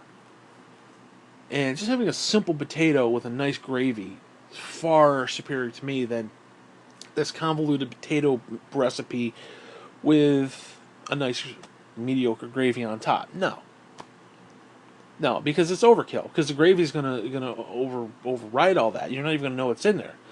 So essentially, you're eating all these extra calories. You're eating all this extra shit, and it's like, no, what's the fucking point of that? But hey, that's just me, That's just me. So I ended up getting that. Got the beans, went and sat down. Then I decided to get up because I wanted to go over to... Now, the weird thing about the store, they've got two different places. I wanted to get those Powerades. Because dehydration, I need to drink. I need that shit. I need those electrolytes and shit. Now, I'm not out there sweating and shit, but I need... Well, actually, it's not true. You're fat. You're 400 pounds. You do sweat, but... Probably not in the good way. Not in the classic, I'm in the gym, sexy kind of sweat. Whatever. But I definitely need that shit. Plus, I like the bottle, so I can put my Kool-Aid in there, put my tea in there, blah, blah, blah. And then when it's done, because I've drank too many fucking tea bottles with mold in them in the past, fuck you, what I'll do is I'll switch them out every 2 weeks. So I'll take the bottle that I've been using for my Kool-Aid or my tea or whatever it is I'm making, I have at the house, and I'll throw it at the dog, and the dog, he'll go crazy, and all he wants to do is chew off the tops, and then leave it. Occasionally he'll have one where he's like chewed the hell out of it. So it's great. They're great. And a lot of people say, well, you shouldn't, the plastic and the earth and bullshit. I don't know, man. I don't know. I got the drink. I reused it for about 2 weeks. And then it became a chew toy for the dog, and he chewed it up to the point where it's almost non-existent. Like he crushed it. So it's like that works for me. I think we got our money's worth out of it, you know. But whatever. So I wanted to go over to where those are located and get. I was going to get like 6 or 7 of them, but I only got 5. I've already drank 2.5 so far, and it pisses me off. And that was yesterday. Whatever. Anyways, I go past there, and I have to get my soda. I have to every fucking year. I have to get, have to get, have to. Hear the words. Have to get the Adirondack Fruit Punch soda. I don't know what it is about that soda, but it is Thanksgiving. It just screams Thanksgiving, and if I don't have it, it ain't Thanksgiving. Well, I get back there, they don't have fucking Adirondack. They have an off-brand that's similar, and I'm hoping it tastes the same. Because sometimes those sodas are icky sweet, and I don't like that. So I'm hoping this is like super close to what I want. And all they had was 3 liters, which I don't necessarily mind, but once you open a 3 liter, you really got to drink a 3 liter. Where like a 2 liter can be difficult. I can drink it. Like I'll set the 2 liter right here at the chair. Like last time I ordered pizza. Actually, I think I ordered like sub and fries, and I got a 2 liter Pepsi. I just sat it right there next to the chair, and I just swig on it all day. I drink Pepsi like the whole day. That can get me like 2 days, sometimes even into 3 days, just sitting there on the side. So a 3 liter shit that probably lasts me 4 days. The problem is then it gets weak and it's like it's flat and it's like ugh. You end up wasting more than it's worth. But for 99 cents, what the fuck, you know? And then as I said, I got my pies. I did buy some chicken strips. And I got some french fries. And hopefully I have enough food for the month. Because what was happening, and I did talk about this in one of the other clips, but again, for the sake of this clip, I'll continue. I was finding myself at the early part of the month wondering, do I have enough stuff to get to the 15th? Well, technically today's the 15th, but I didn't know when Dale T was coming. I didn't know if he's coming the 14th, the 15th, or Friday, which would be the 16th. I knew he wasn't coming 17th, because that's Saturday, and he's going on a trip. He's going to Missouri for some odd reason. Apparently he's got a friend, and he's going there for Thanksgiving. What the fuck, Dale T? Dale T doesn't have friends, so I don't know what the fuck. It's probably one of Betsy's friends or some fucking bullshit, but let's not get into that. I don't know what, but he's going for a week. The 2 of them are going for a week. They're leaving Saturday, apparently. Whatever. Well, I knew he wasn't coming that day, and he probably wasn't going to come Friday. So I figured if I can make it to the 15th, I'll be okay. Well, he called up, wanted to go Tuesday, or Wednesday. So, the beginning of the month, I was sitting there wondering, do I have enough stuff to get to the 15th? And I'm like, okay, I got 4 things of chicken, I got a couple things of rice, I got some, those cheap boxes of macaroni and cheese. Do I have enough? And I'm like, I just barely got enough. Well, I made it to 14th, because then I got to go from the 14th, or the 15th, as I was thinking at the time. Now, I went to Burger King yesterday, so yesterday was covered with Burger King, and I'm like, okay, now I have to get from here, which is the 14th, to Saturday. So I have to go Thursday and Friday. Do I have two days worth of meals? I said yes. I have the lunch meat, so we're good there.